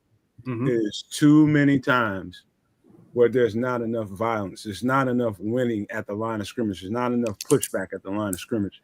It's like I'm watching guys and I don't know whether I'm looking at a guy that's not in shape or just doesn't have the conditioning. Some play in and play out, I'm not sure exactly what the issue is, but too many times, and the person that comes to my mind is Gervon Dexter at times, because I see flashes of explosive football play. It's there. The other times it's just like, and none of us know what it feels like to have 650 pounds worth of man leaning on you in a combo or a duo block, pushing you back, and you have to do that a couple times. Nobody knows what that feels like to try to resist that and then get up to the line of scrimmage, keep your breath, and get in there and try to make another play. That's something that average people don't know. I don't know I'm a DB. I don't know what that freaking feels like, but it's a curious thing to look at on tape because it's hard to know whether it's conditioning or whether it's you don't have enough fight. And so why I said violence is there's too many people that get stuck on blocks. There are too many people not shedding blocks and making impact plays. You got somebody on you one-on-one. I'm not saying that you have to win that one-on-one rep every single time, but I'll be damned if there's a back coming through your hole and you can't get off that block. You better be violent enough to keep his damn hands off you. And so that I don't see enough fight in the front. And so I would just say this. I do think if everybody looks at that film, and this comes down to, you can kick the coaches out of the room. Man, get out of here with your clicker. We can do this ourselves. Gervon, Dio, whoever it is, dog, you got to win your one-on-ones and you got to get in the backfield every single time you get a one-on-one. If there's a guy on you, you got to shed that block violently. And if he's grabbing you, you got to make sure the ref knows that he's grabbing you. There's a lot of holding going on in these circumstances too that aren't getting called. We getting tugged on a lot, but that's offensive line and defensive line play. There's a lot of holding going on in every single play. But what I'm saying is we lack the violence to shed blocks and be dominant in the front. It's a mindset. It's a true mindset. You either whoop or you get your ass whooped. Period. That's just either you can do it or you can't. And it's way too many people on the offensive line that seem like they can't do it. And these guys are not necessarily rookies. And that's the thing. Like, these guys aren't – Montez is not a rookie. You know, Dayo, these guys have been around a while. Like, how much proof do you need to see that this is just not going to work? It just sucks. You know, it's funny you guys say that. And actually, Brandon, your shirt kind of is reminded me of it too. How it says less cute, more nasty. You know, look, Greg talks about this all the time. And I was mentioning Greg earlier on the show. Greg Gabriel worked for the Bears as a scouting director for 9 years. You know, he has the show here in the Barroom. He talks all the time about defensive linemen. They got to have a little bit. They got to be a little dirty. They got to have some mean to them, some nastiness to them. They can't just be guys who are real nice on the football field. They got to have some, you know, a little bit of like, I hate you to them. You know what I mean? Some come after you. Look at Max Crosby last week. We were just talking about that guy who was literally on the field talking smack to Caleb every time he made a play directly to his face. You got to have some of that from your defensive linemen. So I 100% agree with you guys on all of that. Hey Jeff, does it look more to you like we're in attack mode along the defensive front or getting attack mode? They're reactionary to me on the defensive line, right. And that's a huge problem. You got to get after it, and that's just me personally watching. That's what I'm seeing. But I agree with you, Nomad. Yeah, I think they're too reactionary. And that's what comes down to drafting. It comes down to drafting. That's what we were talking about, the scouting department and everything. Like, how we know this, and we're not even on the staff of the team, and we're all saying it need to be a little bit more nasty people on the defense. You don't draft these guys. That's an indictment on the GM and the scouting department. Like, it really is. It's not making any sense. They do have a guy who is absolutely a shitster in Shamar Turner, who will clean up any mess, and he'll bark at people, he'll start fights. Like, you got that dog. He's got that dog in him in that standpoint. The problem is he kind of sucks everywhere else. He's not good on the point of attack. And so he's a finisher. So it's like you got a guy, and I think you have some of that violent mentality, but I do agree that you're just not seeing enough of it. And especially with a guy like Turner, you want to see him develop. I hope he does, but I just wasn't impressed with him coming out of college because he just wasn't good off the point of attack. He wasn't winning battles off the bat. He finishes clean very well. Like, he's a guy, if he gets a chance, you know, as a play develops, he'll come in there, he'll play through the whistle. But so, you know, maybe channel that a little bit. Look at Shamar to get that dog in the rest of the line, because I totally agree with what you're saying. It's definitely more reactionary than being on the attack. Yeah, I 100% agree. We need better get off all across the line. I think that's no doubt from many of you guys. But let's move on here. I want to get like some trade proposals from you guys. We were talking about this earlier a little bit. What do you guys think? We obviously talked about some of the deficiencies on the team. We might need another running back. We obviously have some issues on the defensive line. We need some more pass rush. We need some help stopping and run. The offensive line potentially could use some help there. Maybe a left tackle if it makes sense. So what do you guys think as far as trade proposals? What direction would you go? What would you be willing to give up? Let's start with you, Claus. You're right here in the middle. I'd give up DJ Moore, to be honest. That's who I would. That's who I would trade off. I think that they have young talent at the wide receiver position that they can go forward with, and there isn't a reason to keep him around, especially if they don't know what they can do with him. And what they could go get is they could see, like, who's going to be selling. The New York Jets, right? They're probably going to be selling. They have a pretty good young running back, Breece Hall. I would take him. Absolutely. I would take one of the nasty dogs on defensive line from the New York Giants. They could take DJ Moore. And then Miami. I don't know if Miami would be trading for a guy like that, but Tyreek Hill just got hurt. I think that DJ Moore would fit in fine down there in Miami, and then they could go and get Achane. So, like, there's a couple young running backs, but, like, Right now we're talking about it. And they don't know how to use. They're not using DJ Moore right, and you can keep him around, and that's fine. But like, if there's a guy, if there's a youth move that's about to happen in Chicago, DJ Moore doesn't feel like he's part of that picture, in my opinion, the last couple of years. And I think he's got to be a guy that they shop around and they try to find defensive lineman or running back for that position if they're going to make a playoff push here in the long run. What about you, Brendan? What do you think? I understand the DJ Moore conversation, just not now. I think at 2-2, with a young team, at least a young offense, and a new coach, I'm not looking to trade away weapons.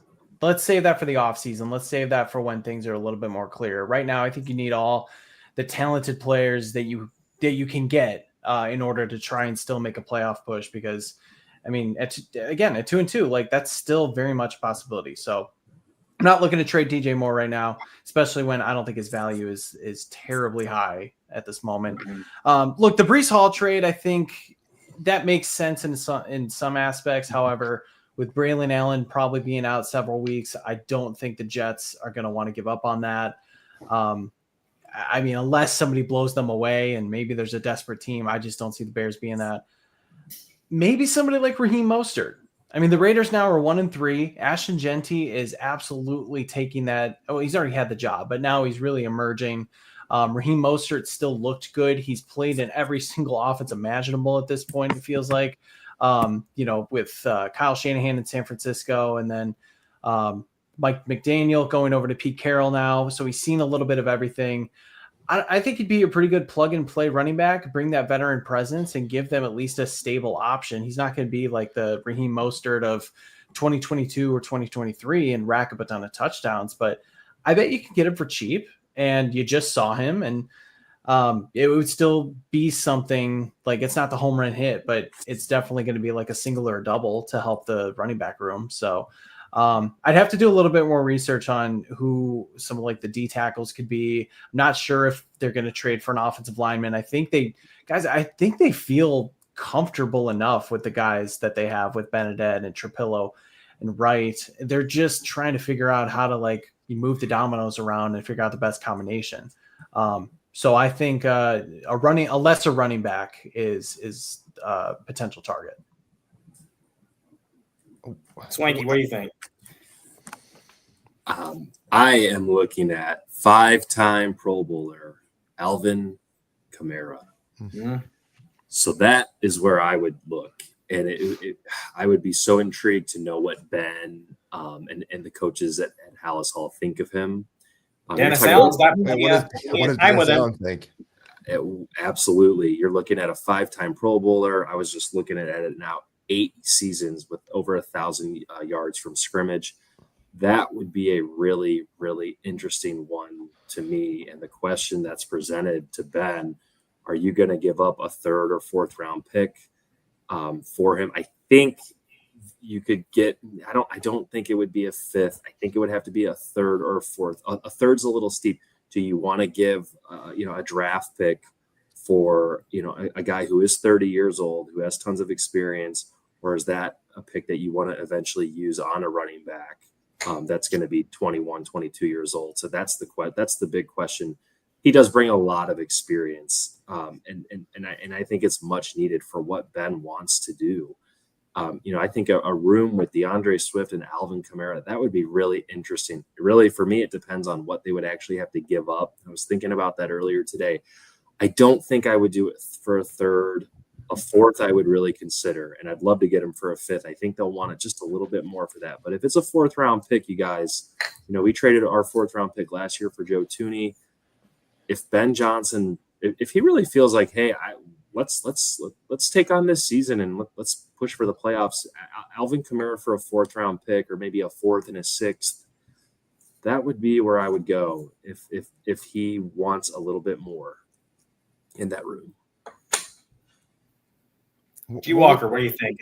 I think you were getting ready to rebuttal me anyways. No, I agree with everybody. Claus pretty much took my take, man. He smoked that. Man. DJ Moore is look somebody I would really look to trade. I think the wide receiver room is loaded with the kids, and Rome. It's some stuff out there, and I just think he's the one that he's been here a long time. I think he deserves to be on a team that's probably like a playoff team. He's been in a losing situation his whole career, so giving him an opportunity to probably go to a playoff team, or at least where he can get the ball, I think that'd be good for him.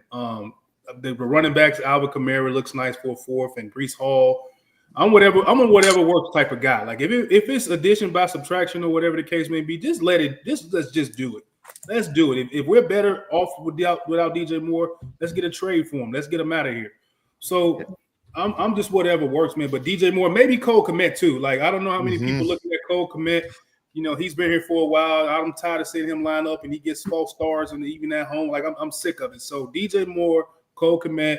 Let's see if we can get some running backs for him, put them in a package, however we want to do it. But I really like the DJ Moore to get a new start somewhere else, because I don't think it's going to work out here with Barroom being the number one. I don't think DJ is going to buy into of a we type of thing to me. He's just used to what he's used to. I just think he just needs to be somewhere else, because this thing is moving right along. And I just want to interject real quick there. I'm with you, actually, Brennan. I'm not for trading him right now. My $26 million receiver, I just don't think it's smart to do that. I think, with a guy like Cole Kmet, Colson Loveland, you've got Rome, Zacchaeus, DJ Moore. Let's throw it all on a wall and see what sticks. There's a lot of mouths to feed on this offense. Yeah. And Ben's got a plethora of weapons to inject into his offense. So he's certainly loving the level of talent that he has. Just think 4 years ago, who was our number one receiver? Was it Mooney 3 years ago? Just how much that room grown. Oh man, N'Keal Harry. N'Keal Harry. Oh my God. Now we're talking about we can trade DJ Moore away. So it's the NFL stands for not for long. So it's a great job that they've done, and that tip your hat to Ryan Poles there. Because that DJ Moore was involved in that trade for Carolina. So I'm not for it now. Let's just throw all of our weapons at the wall. Let's see what sticks and what Ben Johnson really likes and doesn't like, and potentially do it in the offseason. All right. I guess it's my turn, right? It is. Yes, sir. All right. Good. Shout out to everybody in the chat. There's some interesting, very good comments in the chat, man. The chat is tearing it up over there. Number one. Number two is, how long do we have before the trade deadline? What we got? About a month or so, somewhere in that neighborhood, right? Yeah, I believe so. Right. Yeah. So the question to be asked is: are we buyers or are we sellers at the trade deadline? I mean, it's fun to imagine what we would or wouldn't do given any kind of situation. Let's just say we hypothetically, I'm going to lean towards the optimistic side. Let's just say we run off 3 to 4 wins before we go to the trade deadline. So in that case, we're buyers, right? So if we get 3 out of 4 wins, we're probably buyers at the trade deadline, because we run into some pretty stiff competition along that way before the trade deadline, right? So if we're buyers, this is going to probably sound, I'm going to jump ahead of you guys, that people are going to say, no, he just signed an extension. I think Max Crosby, I don't think the Raiders are going anywhere. I think Max Crosby is still on the table. How much? He's just signed an extension. No. How much would you give up for him in a trade? That's I'm never good with that kind of stuff. I'm willing at least two first, right? At least 2 first. Take it. Done. Done. Done. I'm just saying. How old is he? He just signed an extension, and what that means in terms of accountants that do this kind of stuff, that's an easier trade to make, because of the simple facts there are already terms and conditions to his contract. That's an easier contract to accrue. And so I think that's on the table. If we get 3 to 4 wins before the bye, we're in that conversation. Just telling you. Crosby's 28. We also have to consider there's a lot of money tied up into the defensive line right now. They can't just get off of those contracts at this moment either. So as much as everyone, including myself, would love to have Max Crosby, and you would entertain, a trade for him, even with a high draft, or a high cost coming back, I just think that that's a situation where it'd be very, very difficult to make that work. Does anybody want to add anything to that before we move on to the next? You might have to give up a player, Jeff. Also, you might have to give up a high-ranking player and maybe a mid-round draft pick to get that. Yeah, and I just want to add too, is Ben Johnson going to be comfortable with 2 first-round picks in the next 2 seasons, Exactly. not having that to establish what he is. So it's that decision is going to filter through him, and I don't think it's going to happen, and I just don't think we're ready for that. Yeah, I'm a meatball fan, so I'm going to keep going for just those meathead takes. But I just think that like a game wrecker like that would be awesome for the Bears, because he single-handedly dominated the Bears for 3 quarters until they shut him down a little bit in the end there. So obviously that's a little bit different in the reality of football, but in my dream, in my Madden mind, I want Max Crosby on the Chicago Bears. Yeah. And you know what? And we were talking about, you guys were talking about DJ earlier. I hate that conversation. That's why I'm quiet on it, because that irritates me, because I don't think you give away great players like that unless you absolutely have to. And if in exchange for, say, a Max Crosby, they are wide receiver deficient a little bit in Vegas right now. Under the circumstances, I can see a move like that could include a DJ Moore and a first rounder and some mid-round guy or some later round draft pick or something. I just wouldn't. If we win 3 or 4 games from here between now and then, I think everything is on the table. I'm just going to say that. I agree. Guys, I got to tell you, I love the conversation. We've covered a lot of bases, and there's still tons of more bases to cover. But what I like is, we started positive, talking about that Raider win and what was important in that victory.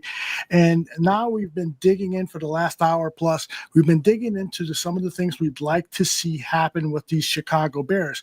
But I do want to end the show with some optimism and talk a little bit about what has gone well, particularly from a playing standpoint, big plays, because Ben Johnson came in and he made it clear that he's a big play guy. He doesn't want to do the tush push, because that only gets you a yard. Yeah, it gets you a touchdown, but that only gets you a yard. He wants to score from 40 yards out.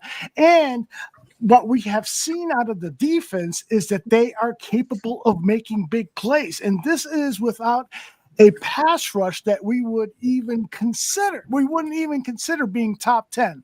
So I put together a little video about the big plays that this team has done so far. And then on the other end, let's kind of share some of the big plays and some of the aspirational things that we have in mind for the Bears, things that we'd like to see them do offensively and defensively, which of course, everything is on the table, particularly with injured players coming back. Here's the video, and we'll talk about it on the other end. Everybody's talking about the monsters of the Midway. Let's lock it in, fellas. Let's go. We don't do 1, 2, 3.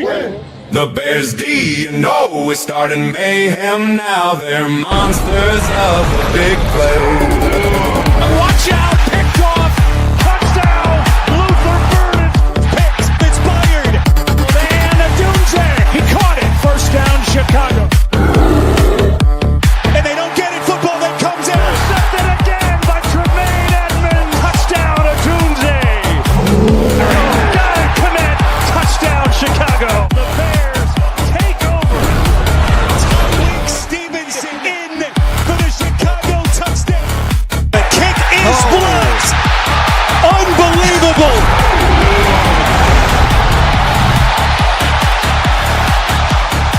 Everybody's talking about the monsters of the Midway. The Bears D, is starting mayhem now. They're monsters of the big play. We are the Barroom Bears News, the Barroom Network. That is what I am hoping this team's identity is going to be for the rest of the season and into the future. Big plays on offense, big plays on defense, big plays on special teams. I want to go to downtown and I want to see that bear coming at me and me running for my life. That's the team that I want. I want to get your guys' thoughts. Thinking again, aspirationally, what do you like about this team? What can we build on? And are there big plays from the season that you want to share? G. Walker, you've been shaking your head during the middle of the video. I'm looking at you. You're going, yeah, this is how. So take it away, brother. I just want to see more plays downfield, man. I think Caleb Williams has the arm talent to do it. I think Roman Dunze, he's that number one wide receiver. He's 6'3", 200+ pounds, giant catch radius, hard to bring down, physical. We could play bully ball with him. But he's getting to the point to where Caleb can make those throws down the middle of the field to where you're going to have to tackle Rome. You're going to have to bring him down. So I just want to see more smash mouth football from Roman Dunze and Caleb Williams when we need those guys to be on money and be on target like they've been. And then on defense, whoever steps up, man. I'm here for it. Whether it's Tyreek Stevenson getting an interception and pretty much knocking the air out of his lungs and you got to go to the sideline and get the oxygen mask, whether it's Kevin Byard getting 2 interceptions. I don't care, man. As long as guys are making plays, because we don't have a lot of what we need on the defensive end of the ball. We just don't for our pass rush. So I'm grateful for anything that we can get. If it's a pick six or a block field goal like Josh Blackwell did to catapult us to that win, man, I'm here for it, man, because we need to learn how to win ugly because we don't have nothing pretty on the defensive side of the ball from a pass rush to can make things easy for us. But this is going to be a very entertaining football team. So I like that type of football. I don't need blowouts all the time, but I do need you guys just to win. So give me Roman Dunze being physical and Caleb throwing it to him and give me interception, baby. I'm here for it. I love it. Nomad, what you got for me? What I got for you is hell of a job on that video, dog. Thank you, man. I can't wait to sit down and talk to you, man, because I got to get some understanding on how you do something. That's good shit, man. Hey, listen. Thank you. All I'm looking forward to, and you talking about optimism, this is why I never, ever try to put a margin on a team or try to put a ceiling on a team, especially a team like ours, man. This team ain't even scratched the surface. And I don't want to look at 4 games in the season and it's not going to tell me what this team is going to look like by game 17. It's not. It's just where they are right now. And I'm telling you guys, it's going to expand. It's going to grow. And what I'm encouraged by is I'm starting to see that breath of belief inside that. I'm looking at the sidelines. I'm looking at the coaches. I'm looking at how the players respond to each other, the moments when they need to make plays. They find that stuff is contagious. Yeah. So you start stacking that kind of stuff, and now it becomes, it's kind of tag team. You the next man up. Now it's time for you to go make a play. You haven't had calls come your way probably the whole first half. Now it's time for you to go make a play defensively. Now it's time for you to go make a play, and it starts to regenerate itself each game and each situation. You're looking for the guy. They're taking turns making plays. I'm starting to see some of that confidence getting breathed into the team. I'm talking about overall when you get through inspecting the all 22, there's encouraging things to be seen. And with this quarterback starting to really get a confidence in the play calling and trusting the guy that's calling the plays, now that's a large chunk of what you need. Mm-hmm. The quarterback to buy in, believe in it, and have the talent to execute the plays. I think we're starting to get there. And I think we're starting to get there pretty quick. And the more and more of that you start to see happening, all of that's contagious. It's like everybody's giving each other an infectious disease. That shit is really, really impressive when you start looking at it from a distance, man. I'm telling you, I'm not putting a ceiling on this team. This team can catch a stride late or in the mid-season, and who knows what could happen. We're talking about trade deadline. We don't know whether we're going to be buyers or sellers. I'm going to say I think we can get 3 or 4 of those games. I'm just going to put that out there. So I'm way more optimistic than probably your average Bears fan thinks I should be. I'll just say that. I love it. I want to get fired up. Claus, can you fire me up some more? Yeah, so I'm going to take this literally. I'm going to say what my favorite play of the year is so far, and my favorite play is this past weekend, the pass from Caleb Rome, where he was able to be in a crowded pocket. Yeah, he threw a dime with anticipation before Rome actually made the break, and then he scored a touchdown. To be able to see that in a Bears uniform from both those guys, 2 guys who have to perform and have a lot of pressure on them, that fired me up so much. And I've watched that play. The flea flicker is awesome, man. Right. The block field goal is really cool. But that is meat and potatoes, great football play, right? That is the type of throw that we haven't been able to see a Bears quarterback be able to throw to a wide receiver that normally can't catch that type of ball or have that type of relationship that he knows I'm going to turn my head and that ball is going to be there. I love that play for the Chicago Bears. And what I love about it so much from this weekend is how positive the vibes are and the belief around the city. I saw so much more Victory Monday stuff with like random people wearing Bears stuff all over the place. I'm always decked out. I always got my hat on, whatever it is. Like I'm sure most of you guys are. But to see people on the street with more Bears stuff on, I love that for the city. And it's so great that the Bears are finally back, and it's going to be a positive end of the season going forward. Yes, sir. I love it. Who's next? Swanky. So Ben Johnson, he's a coach that a lot of teams would have loved. Caleb Williams, the first overall pick in the draft, is a quarterback that so many teams would have loved. I'm looking at the New England Patriots dynasty. You got a coach on his last straw in New England and a 6th-round pick at quarterback, and they go off to win 6 Super Bowls. Can these two just get me one, please? Just they one. come together. Just one. We're covered. We've got guys. We've got coaches and quarterbacks that are desired around the league universally. Can it finally work? And I see a quarterback in Caleb Williams that has the ability to be lethal. This is a super talent. This is a quarterback that, as a sophomore in high school, had scouts and was talked about in scouting circles 7 years ago. So this is a very, very talented player. This is not the year to fully evaluate Caleb Williams. I am a believer in the year 3. Yeah, that is the time. Good point. Next year is go time, but this year. There's enough meat on the bone to go win. If he's lethal, I expect ups and downs. Give him the ball with 5 minutes to go in the 4th quarter. Guys, I felt confident and I felt good. And it feels good to feel good. That's right. Yes, it does. Feels good to feel good. Feel good. Your quarterback, Caleb Williams made plays with his legs, made throws on the run, made the throws that you have to make in those moments. I felt great in that moment. That's what we have, and it's the it factor that you need to have. I want this to grow and grow and grow. Caleb Williams, Ben Johnson, push each other every single day for greatness, because you two are the only two truly that can break this curse and this little genie of mediocrity that we've been living in.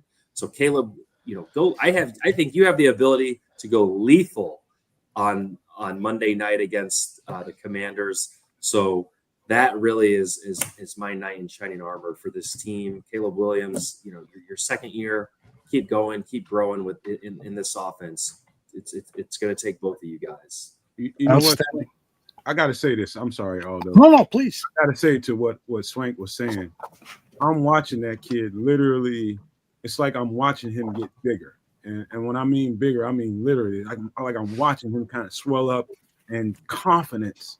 Like that confidence that I can do this on this level, I can dominate on this level, wasn't always there. There was questions you can tell he had in his head, but somehow Ben Johnson has come in here, and those coaches, you got to give JT Barrett, you got to give the offensive coordinator, whoever is in Caleb's ear, whenever Ben is not in his ear, they're doing a good job of helping swell that confidence.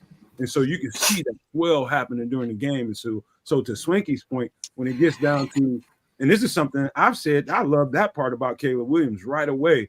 When it comes down to you got to go make a play, dog, one way or the other, with your arm or with your legs. I feel totally confident in that guy's decision making. He plays backyard football, and if there's somebody open, he feels like he has the arm strength to put the ball on that guy. And so you got to have that in pressure situations. So I'm just watching that guy swell in confidence, and that's good to see. Outstanding.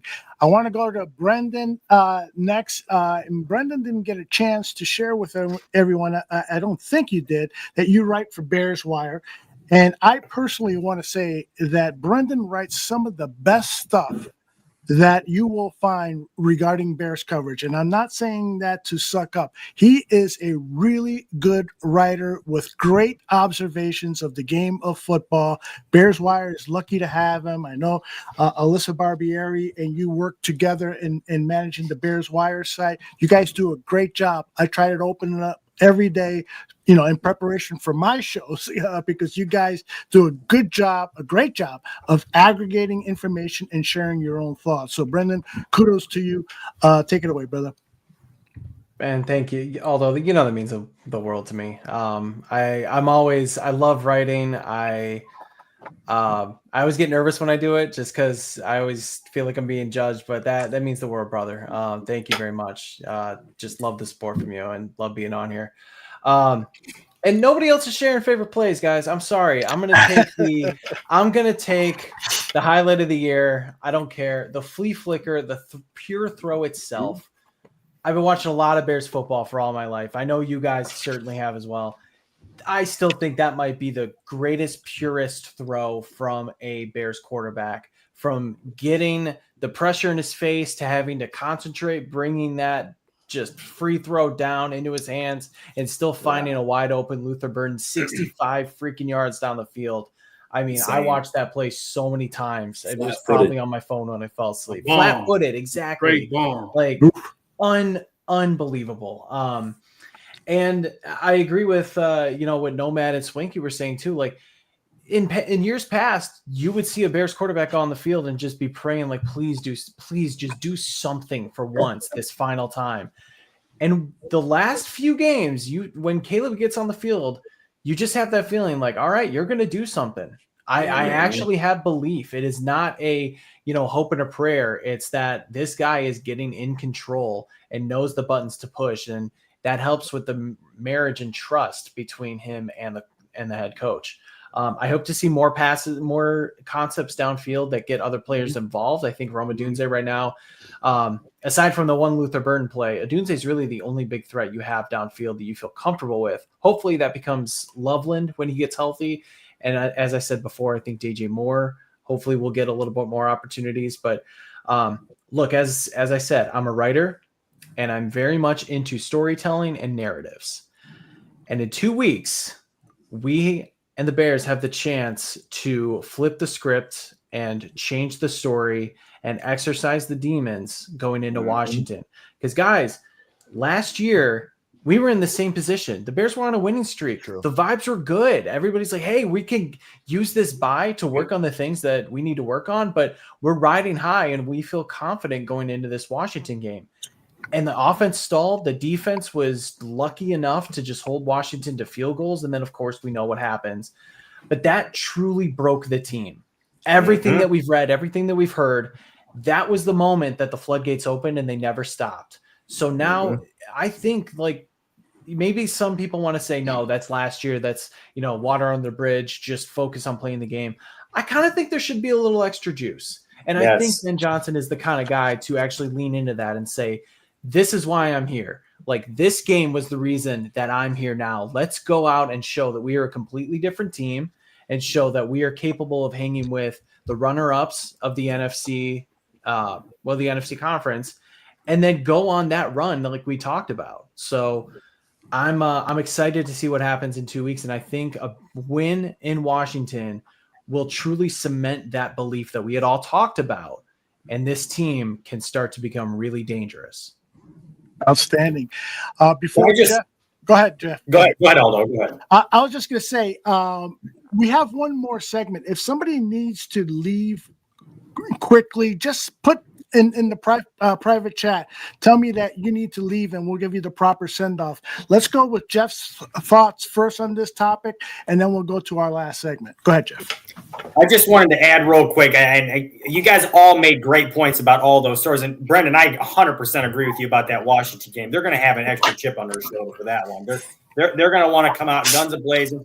And honestly, I think they kind of have to. If they come out of that game with the win, they're going to be feeling really good about themselves. We're talking about a possible opposite trajectory from last year. It went totally downhill after the game last year. Maybe it goes uphill this year after that game. So that's kind of where I'm leaning towards, and I agree with you on that one. But as far as like the throws are concerned, the big plays, Look, I 100% agree about the flea flicker. That throw was unbelievable. I agree with the throw to Rome, the touchdown last week. And by the way, that throw was a freaking piss missile that he made where he scored that touchdown with anticipation. But I think honest to God, I think my favorite throw this year, and I don't know if you guys remember this or not. Last week in the Dallas game, there was a throw. It was late in the game. I want to say it was the fourth quarter. Caleb has like immediate pressure in his face on this throw, and he throws off his back foot. Rome is on the right sideline. He throws it to him, and it's like I cannot believe he even got the ball off, number one, and how much velocity he had on it to get this ball to Rome to even make this catch, and he ends up picking up a first down. That showed a ton of growth to me. Number one, being able to see your hots there, get rid of the football with pressure in your face, and number two, just having that physical talent to even make that throw shows you that that's the kind of thing where you think, okay, this is the guy here if he's going to be doing that on a consistent basis, because he picks up a first down with that, and it doesn't look like much, but I mean, that was an unbelievable throw to make. So I think that was my favorite throw I've seen all year, but just because of that reason, and it really did show growth to me as well. So outstanding. All right, guys, it looks like all of us can stay for this last segment, which I am calling. Let's go. Going rogue. We're going rogue. Here we go. I'm going rogue. So we can talk about anything we want. We are going rogue. And what I want to do is start with just handling a couple of questions that were posed during the course of the show. I picked a few. Foster is asking, who is the best offensive tackle on this team? And I bet the majority are going to say Darnell Wright. But is it really Darnell Wright? And, a lot of people are down on him because of the penalties. They think that because he was a top 10 pick, he should be playing at a higher level. They're questioning whether he should get a contract extension unless he shows improvement in his play. Let's talk about the offensive tackle of this team. You need at least 3 Pro Bowl caliber players on your offensive line. Is Darnell Wright one of them? Yeah, go ahead, Brendan. Go ahead. Please, sorry.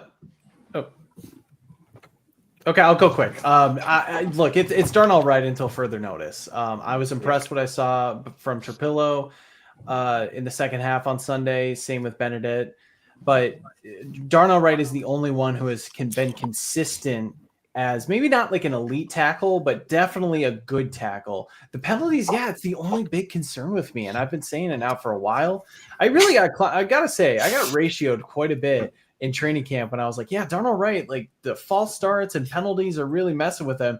And everyone's like, what are you talking about? He doesn't get many false starts. He didn't get penalized. And then I'm even going back to like previous training camps too. I'm like, I've seen it. I'm like Craig Robinson. I seen it every single year. It's been a problem. So, but when it comes to his play, he's still the best. We'll see if somebody like Benedict or Trapillo can upstage him. But it's definitely him. Go ahead, Nomad. I'm sorry I stepped on you. No, it's all right, man. There's no question he's the best tackle on this team, in my opinion. I'll argue with anybody about that.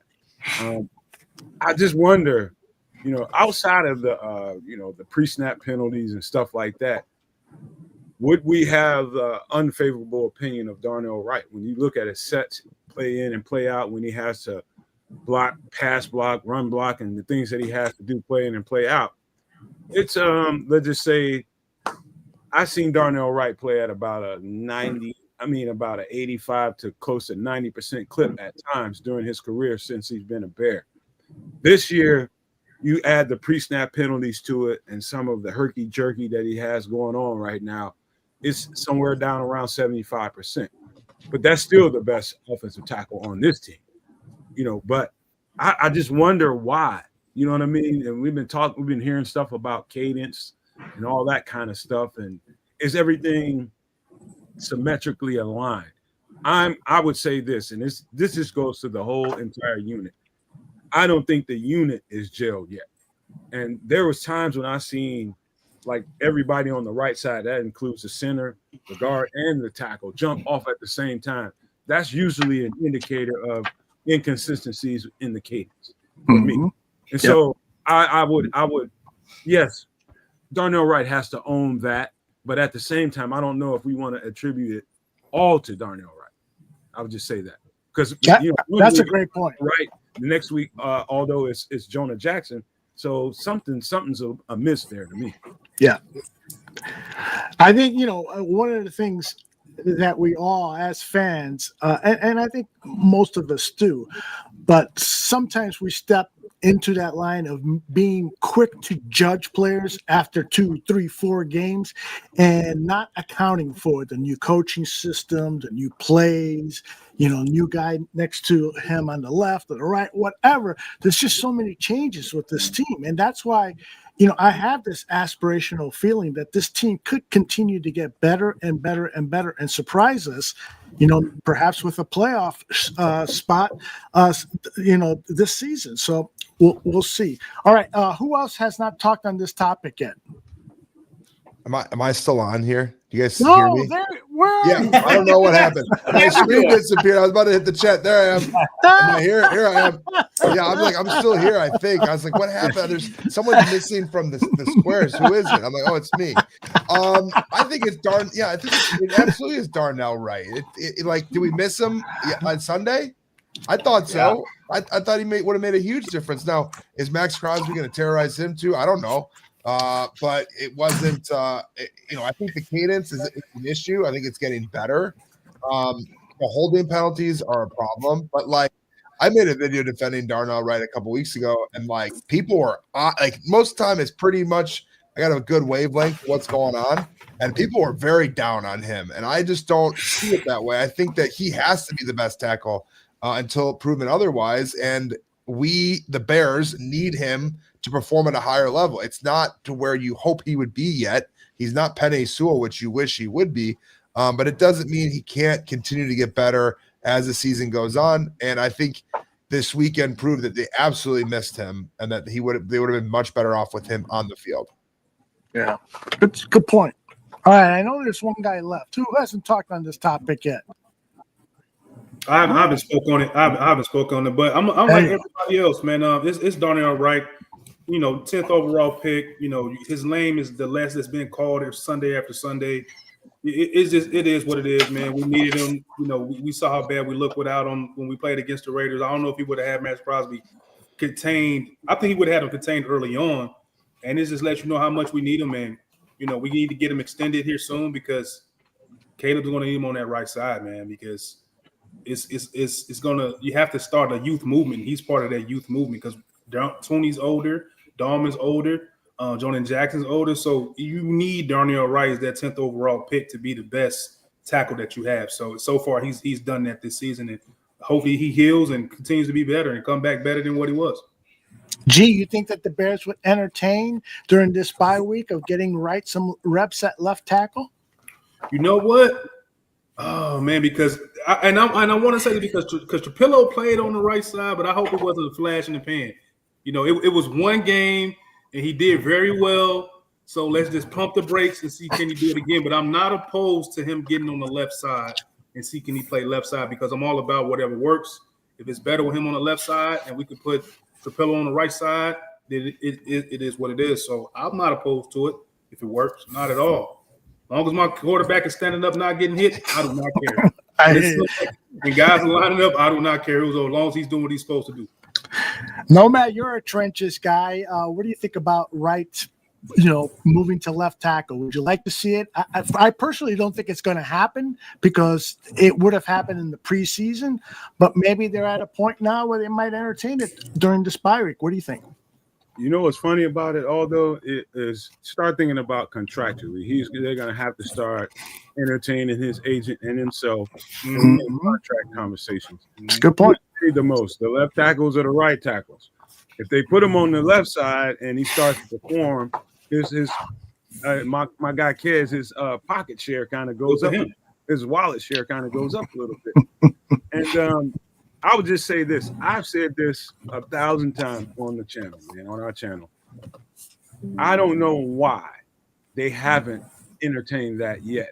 There is all kinds of evidence that I can point to when I watched this cat before he came to the Bears, from his freshman season until he came out. There are people that will tell you that Darnell Wright's not a good left tackle. Tell them to give you the proof. Tell them to show you that Darnell Wright's not a good left tackle. Tell them to show you that. And I bet you they will struggle to find that. When I saw the good on good, best on best, Darnell Wright against Alabama, who had some of the best edge rushers in that draft class, as a freshman and a sophomore, he whooped their asses. He whipped on both sides, left and right. But I would just say this. He's got more experience on the right side. Mm-hmm. That doesn't mean he can't perform at a high clip on the left side. I think they made a mistake not making sure that he got left tackle reps in case of situations like this. You drafted a right tackle, and so why wouldn't you? Mm-hmm. I think they made a huge mistake. I think they overprojected what Ozzie Trapillo can do early, and they got smacked in the face. Now they're faced with a situation where they may have to, just for the sake of making sure we have the right amount of depth, give Darnell Wright some of those reps. And it's not going to hurt anything. They may not even actually start him over there. But just to know that he's got some of the reps over there and got some muscle memory going on, if you have to put him there, you feel comfortable. So I think they should have done it a long time. Good stuff, guys. Let me go to another question here. This is a fun one from Cliff. What happens first? The Bears get a Super Bowl or a stadium is completed? Super Bowl, because they're not getting that money. Yeah. Go ahead, Claus. You broke the news to me about what the Bears said just an hour or so before we went on the air. I just don't think they're going to get the money. I'm tired of these billionaires getting stadiums built by taxpayer money. I thought the whole idea of going to Arlington Heights was to not have to pay for it. And I understand they're saying this infrastructure plan. That doesn't mean anything to me. Stay in Soldier Field. Soldier Field, they need to get out of Soldier Field because parking sucks, because the concessions suck, because the bathroom times are terrible, because the in and out is miserable. The in-game experience at Soldier Field is awesome. The sound system's great. The video boards are great. The seats are awesome, right? The vendors are around getting up and down. So the only reason I was like, yeah, go to Arlington Heights, because I thought they were going to buy their own damn stadium. And now they want us to pay for it. And so I'm out. I'm out on Arlington Heights. I don't want to deal with that. That they just got valued at $8.9 billion, and they want $1 billion of taxpayer money for infrastructure for Arlington Heights. It's a problem. It doesn't make any sense. And so I am very frustrated with the way this stadium's going, because Kevin Warren was coming here to build a stadium. And I'm a season ticket holder. I'm at that stadium every single home game. And I want out, to be honest. I want out of that stadium. It's not an enjoyable experience in and out of there. But going to Arlington is supposed to be where they pay for it. And if you can't afford to pay for it, sell the damn team so someone who's a winner and wants to put money back into the program can take over and build their own stadium. It's very frustrating. And I just think, I think the Bears deserve it. The franchise and the fans deserve it. Gillette Stadium is awesome. I went there this summer. I did a tour. They have a lighthouse. You can look at the whole stadium year round. They have a Hall of Fame and a pro shop that's open year round. They have an entire pavilion that's all restaurants and hotels and a place to hang out in when it's not the season. That is awesome. That's what I thought was going to happen in Arlington Heights without taxpayer money. And now it's taxpayer money. So I am out on a new stadium. Super Bowl before stadium. Damn. I will say this. I do think that probably what will happen is some kind of a loan to the Chicago Bears to help pay for infrastructure. There have been new state-of-the-art stadiums built where the state was basically paid back by the football team over a number of years for those infrastructure costs. I think that's probably the only way this is going to happen with Pritzker, who has not shown any support at all to the McCaskey family for building a stadium anywhere. And, and what will probably happen is what's happened in some other states where they've negotiated something with the McCaskey family. And Claus, I appreciate your passion and your sentiment on this is that, I don't want to pay. I live in Arlington Heights, so I'd love to have it. It will probably increase my property value and my taxes. So I'm kind of screwed either way. I think it's going to end up in Hammond. I think they're Oh, in no. Indiana. No, I'm listen. I'm just a whole. No. Northwest Indiana wants to have football teams. Yes, They, they do. they want It's your professional own teams. damn team, man. We ain't Listen, going no damn Indiana. hey, listen, I'm with you. I'm Jaguars with and you. Cardinals. I'm with you. I think it should be in Illinois, but I'm just saying if the governor's down here saying we're not giving you any money, and now they're saying they want more money, and they still owe money on Soldier Field, and Indiana says we'll pay you to come here and have your stadium here, and we'll give you tax breaks here in Hammond, Indiana, where we want professional sports teams. I don't want to see it happen. I don't want to see it happen. Don't let anyone get that. Can I jump in? Absolutely. Can I jump in? Of I'll course. tell you what, man. I love Soldier Field. I always have. I always will. I grew up in the west suburbs, and going to games growing up, living in the downtown for the year and a half that I did, and going to games. I really think it's hard to get into Soldier Field, in and out of Soldier Field. My experience, anecdotally, I think it's very, very overrated that it's hard to get in and out of. I don't have that experience personally. I love the stadium being right in the city. That's where we need to be, right off the lake, man. So Doesn't matter. I personally don't want Arlington Heights. I'm sure I'll learn to love it if it happens. I want this stadium to be. I want the Bears to be playing in downtown Chicago. I think they really messed up when they redid Soldier Field back in the early 2000s. Is they wanted to keep the old arches, and they basically built on top of the old stadium, making it the smallest stadium in the entire NFL. How can you possibly let that happen, Chicago? So that was really the big defect. But I want them to stay in Chicago. Going off to Arlington Heights, like, I'm sure I'll be frustrated with it. But once it happens, I'm sure it'll be really, really cool to see, what kind of experience we as Bears fans could have for a really long time. So I'm going to say Super Bowl before stadium, baby. I think that's a good bet. Brendan, you got thoughts on this?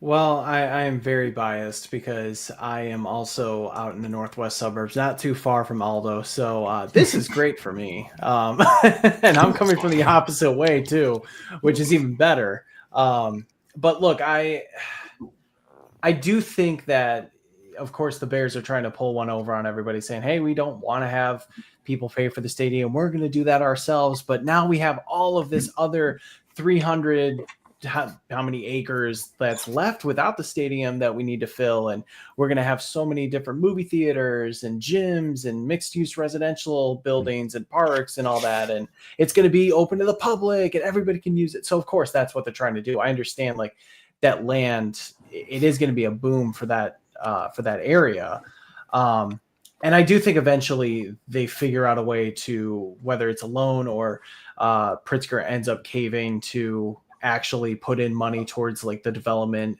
for Arlington Heights, and not only that, but Palatine and Rolling Meadows, the surrounding suburbs there. So I will say the stadium gets built first. I'm very excited about it. I'm a little meh on the renderings. They look good, but there's no character. It feels very cookie cutter. I do, as much as Soldier Field pains me and pisses me off, I think it's a pain in the ass to get to. But I will say, when you're in the stadium, you do feel the history. The sight lines are great. I just hope that whatever stadium gets built, there is that character that's built in, that, like, this is, even though they're not in the city of Chicago, it's still Chicago. It's still the traditions. It's still, like, celebrating the 100+ years of Bears football. I just really hope that's out there. But I'll say that the Bears host Super Bowl, whatever it is, in 2032, and the Chicago Bears are playing in that, and that is the Super Bowl that we will see. Wow. What, man? I'm going to. All right, guys, fight it out. Go ahead, Vic. Yeah, I'm going to say I want to go to Arlington Heights, man. I want that nice drive away from the city, man. That nice, crisp September day, 72 degrees. Me and my wife and the kids, we're going up to Chicago Bearland. You know what I mean? I want to see the exit sign that says Chicago Bearland 5 miles. You know what I mean? I'm born and raised Chicago, West Sider by birth, North Sider, you know what I mean? But at the end of the day, man, I'm sold on Arlington Heights. I want something new. I want different seats. I want different entryways and exits, and different looks at the tailgating for everybody. Like, I'm just here for a whole new experience. The lake is cool. It's right there by the Shed Aquarium. All the sights, all that. That's fine. But let's stop acting like cheap billionaires, man, to actually just do something great with the money and rebuild something totally new to usher in a new era of Bears football with Caleb Williams and Ben Johnson. The fan base deserves it, man. We deserve it. That stuff out there, all it looks real nice. I would love to see the hotels around there, the restaurants around there, just a whole experience. Get there on a Saturday night, you know what I mean? Get to a hotel room and listen about Bears stuff on YouTube, or listen to my guy Claus or Brendan and pull up on Bears Wire, you know what I mean? And get me a room, get something to eat. That's what I want to do. That's what Arlington Heights provides. I don't think I'll get the same vibe just by being on the lake. I would really love something totally different heading up to Sunday, going up there on a Sunday to watch the Bears play that Saturday night, man, hanging out with my family. Maybe see a couple of you guys up there making it a thing, man. That's right. You stop by my crib, we'll eat and have a couple of drinks. Who knows what else? Absolutely. Yeah, make it a thing. I just want to see, like, the in-game experience is what is the most important part of the whole thing. And I think that the idea of the skyline being behind doesn't change my in-game experience on a week in, week out basis. Great point. And I think that part of it is overrated, in my opinion. It's not something I go, man, I'm really here to look at the skyline. I'm here to watch the Chicago Bears, and I want to have a great experience, and I want to leave my seat, take a piss, grab a beer, and be back in 10 minutes. And you know a place I can do it, and I hate to say this, I'm going to say it out loud. Lambeau, you 100% could do that, and the seats are a lot tighter, and the stadium is deep in there. But you walk out, you walk in your concessions, you grab your beer because they have the automatic vendors, and then you go take your piss, and you come back, and you're gone for 5 minutes. In Chicago, you can't get a burger in the stadium. I'm in 330. Okay, you can't go to get a cheeseburger and get a beer. It's terrible experience. Yeah. And so the idea of being next to the lake doesn't change that. Wherever you can fix that, that is where I want it to be. But in the preseason, I turned off Columbus. I went later than normal. I got down there at 11. I turned on down to Lakeshore Drive. It took me 45 minutes to get to my parking lot, and everyone kept telling me I went off online. I went absolutely off because I was pissed, and everyone kept telling me, take public transportation, do this. Like, we have the parking spot.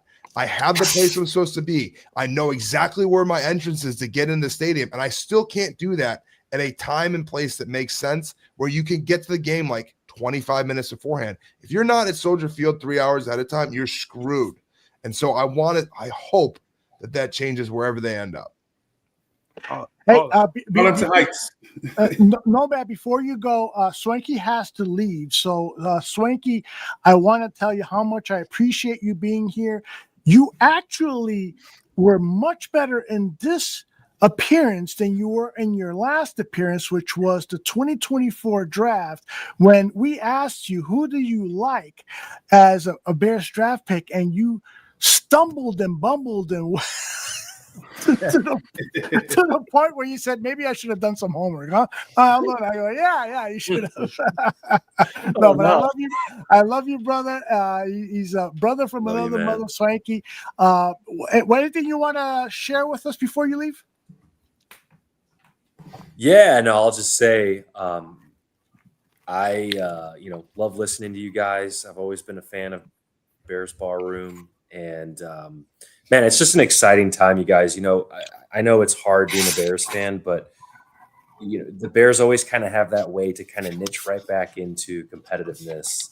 And there's so many different elements to what goes into a great football team, and just that's so cool to be able to talk about something that I love so much, like the Bears, and to experience it with fans that love it as much as I do. It's so cool. And there's only 17 games a year, so there's so much emphasis and there's so much importance in all 17 of these games. So and just a quick little rundown on how I think the season's going to go. I mean, I had 8 and 9 coming into this year, but I want the offense to be at least 16th, and I want by the last 4 or 5 weeks for Caleb Williams and Ben Johnson to be automatic. So when we go into year 3, it's go time. And that's where you're getting your 4,500 yard passer, your 35 touchdown passer in Caleb Williams.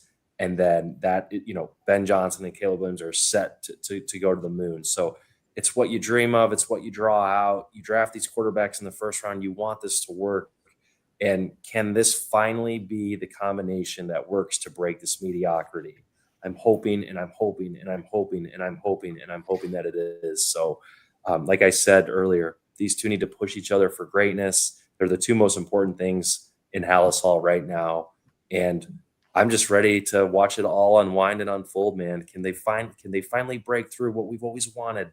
And you just got to hope that it can happen, man. Well said, Swanky. I love you. Thanks for being here, Love brother. you too, brother.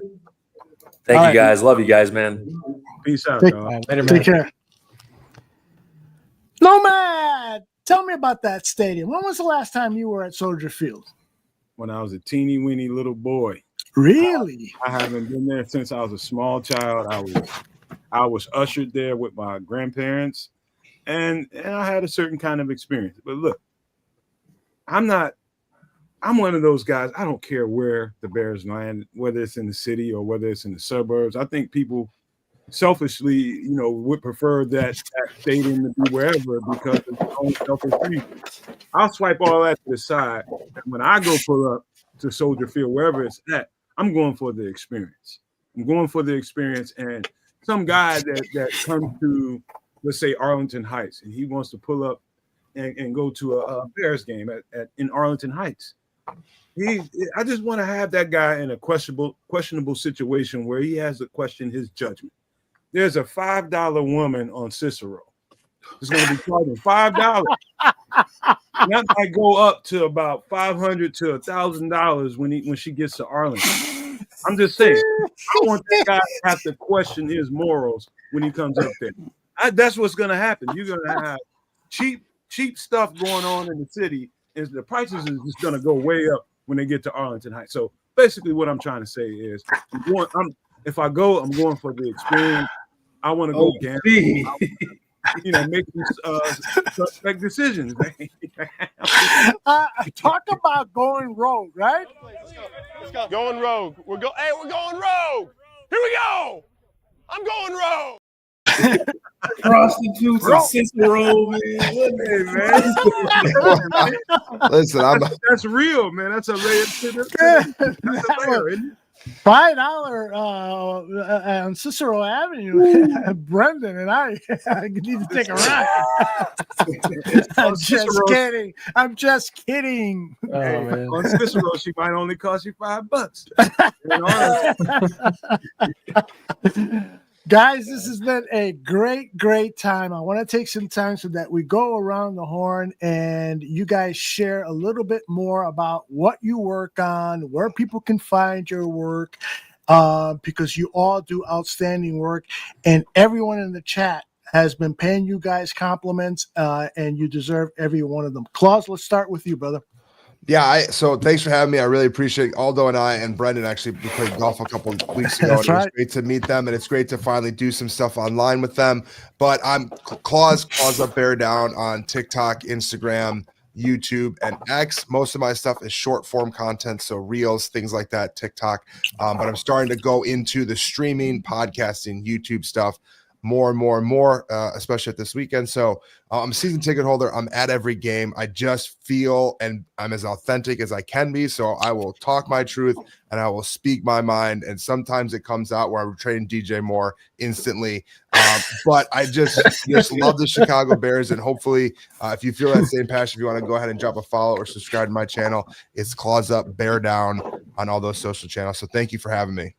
Thank you, brother. Brandon, what you got for us? All right. Well, first off, I gotta say, has anybody ever told you sound just like Brian Urlacher? No, but I love that. That's my favorite player. I swear to God, I noticed when you that. talk, Look I at just hear it. Look at this I just guy, hear huh? Brian Urlacher Might be talk. on That this That's same my time. guy.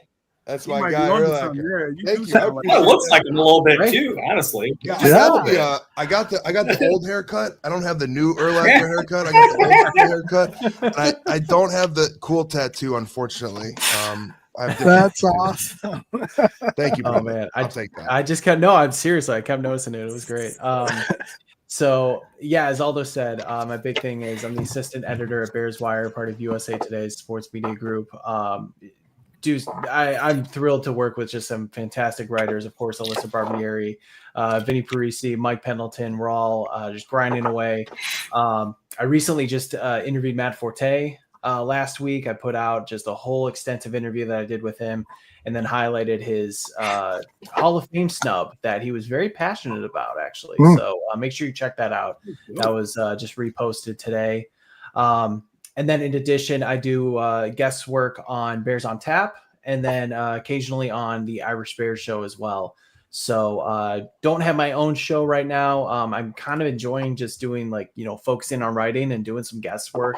Like with you guys here, like this is the stuff I love, to just jump on and talk Bears and have some fun conversations. And the last thing I'll say, my mantra all year has been, it's never going to be as good as you think it is, and it's never going to be as bad as you think. So as the losses and wins come and go, and we're riding the roller coaster, just remember that it's never as bad as it seems, never as good as it seems, and to just embrace the roller coaster, because as Swanky said before he left, we only get 17 football games. Let's enjoy them and just embrace every moment we get. Outstanding. G, what you got for us? What's going on, man? It's G Walker, one half of the CNG podcast. That's also me, CJ Allen, and my boy Shaw from the South Side, man. And what the type of content I provide is, I do post game, we do pre-game, we do analysis, we do breakdown. Just a little bit of my personal background. I'm a retired Navy. My background was very corporate America, man, business management and human resources. So I just took everything that I've learned from the government world and the corporate world, and I'm just incorporating that into the digital realm. It's been very, very promising and very, very something that I thought I would never do. So it's been very rewarding as far as the people I've met in a short amount of time, whether that's the Windy City Productions, whether that's Nick Rohde, whether that's the Barroom Network, and Brendan, and everybody else that I'm learning along the way, meeting along the way, is Nomad, people I've been fan of for years, man, and just getting onto the podcasts and the streaming stuff and doing it right now at this point has been nothing more than a gift, and it's been super fun just to get up into these rooms with everybody that I've been watching, man. So that's just it, man. If you want funny stuff, go to CNG Podcast G Walker on Twitter. You want serious stuff, come pull up on us on pre-game show on Sunday, 10:30 a.m. Central, and pull up on us on the post game like 30 minutes after the game, and we're going to give you everything we can from an analysis standpoint, from a human standpoint, to everything. So that's it. G Walker CNG Podcast. Follow me on X, Twitter, Facebook. Great job tonight, brother. Nomad, what you got for us? First of all, shout out to all you guys: G-Walk, Swank, Jeff, Claus, all you guys. Brendan, of course, man. Come on back to the show, man. We can do some more content. Everybody, man. Aldo, thank you for having me back to the mothership. Thank you for having me back to the mothership. The mothership connection and the bar room is real, man. He just births babies all the time, and I'm just one of them. My channel. And he's he needs to probably get some kind of surgery so he can quit having babies all the time. Tell me about it. It's a lot of us guys out here that are having podcasts and having success, largely due to a lot of what Aldo does over here. Oh, get out of here, man. I'm just saying, man. I appreciate you, dog. You'll always be that guy to me, man. For Thank real. you, man. Thank you. Always. And I just want to thank everybody that came and listened and watched the show. Everybody that's going to watch it on replay. Thank you all. Thank you for the comments. And I just want to say we'll be live tomorrow on the Nomad Network at 8 p.m. Central with some extra sauce, where we go deep into Bears football. And we might stray off into a UFO conversation or a 31 Atlas. If they don't beat my ass on the show and make me stop talking about it, we'll take it. So I just appreciate everybody. I appreciate the Bears community that give us life, man. We couldn't do any of it without this Bears community supporting everything that we do. So that's a shout out to everybody, every single person here, and especially Aldo, man. Thank you for the connection. Thank you, brother. I appreciate that very much. Jeff, what you got for us?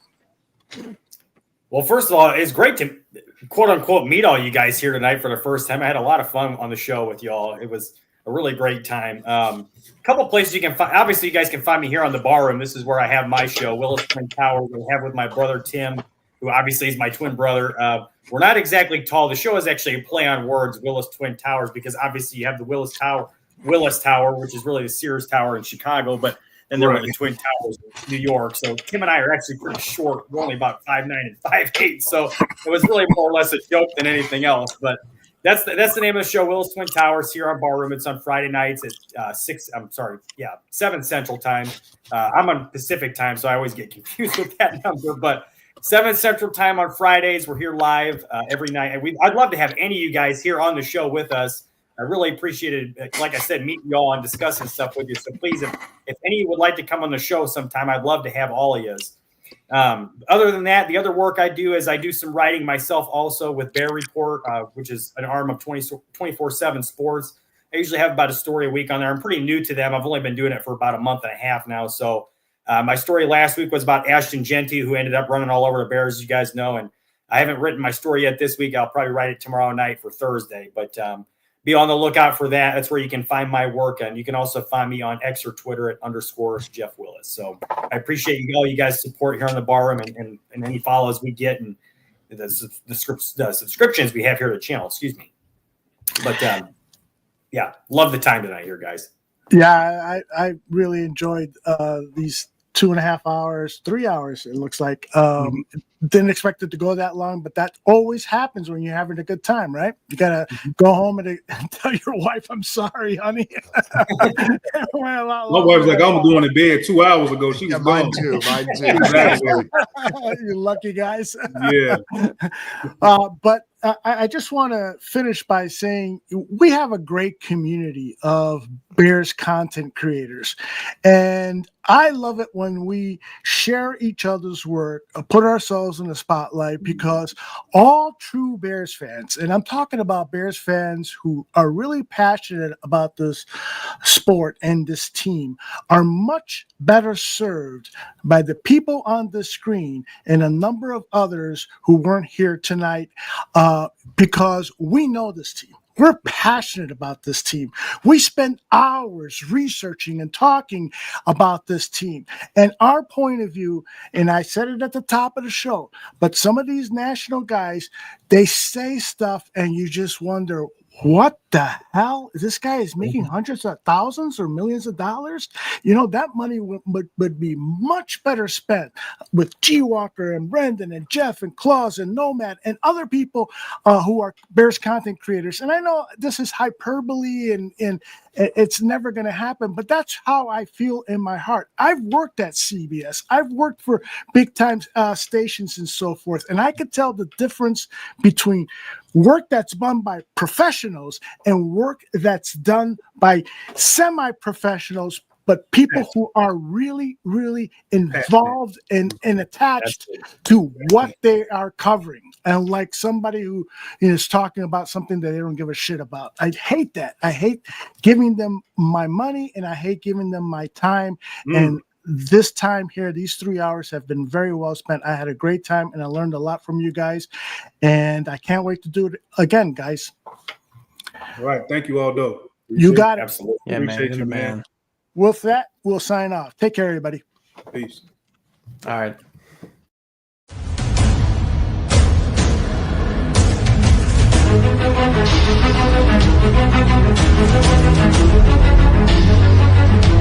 Thank you.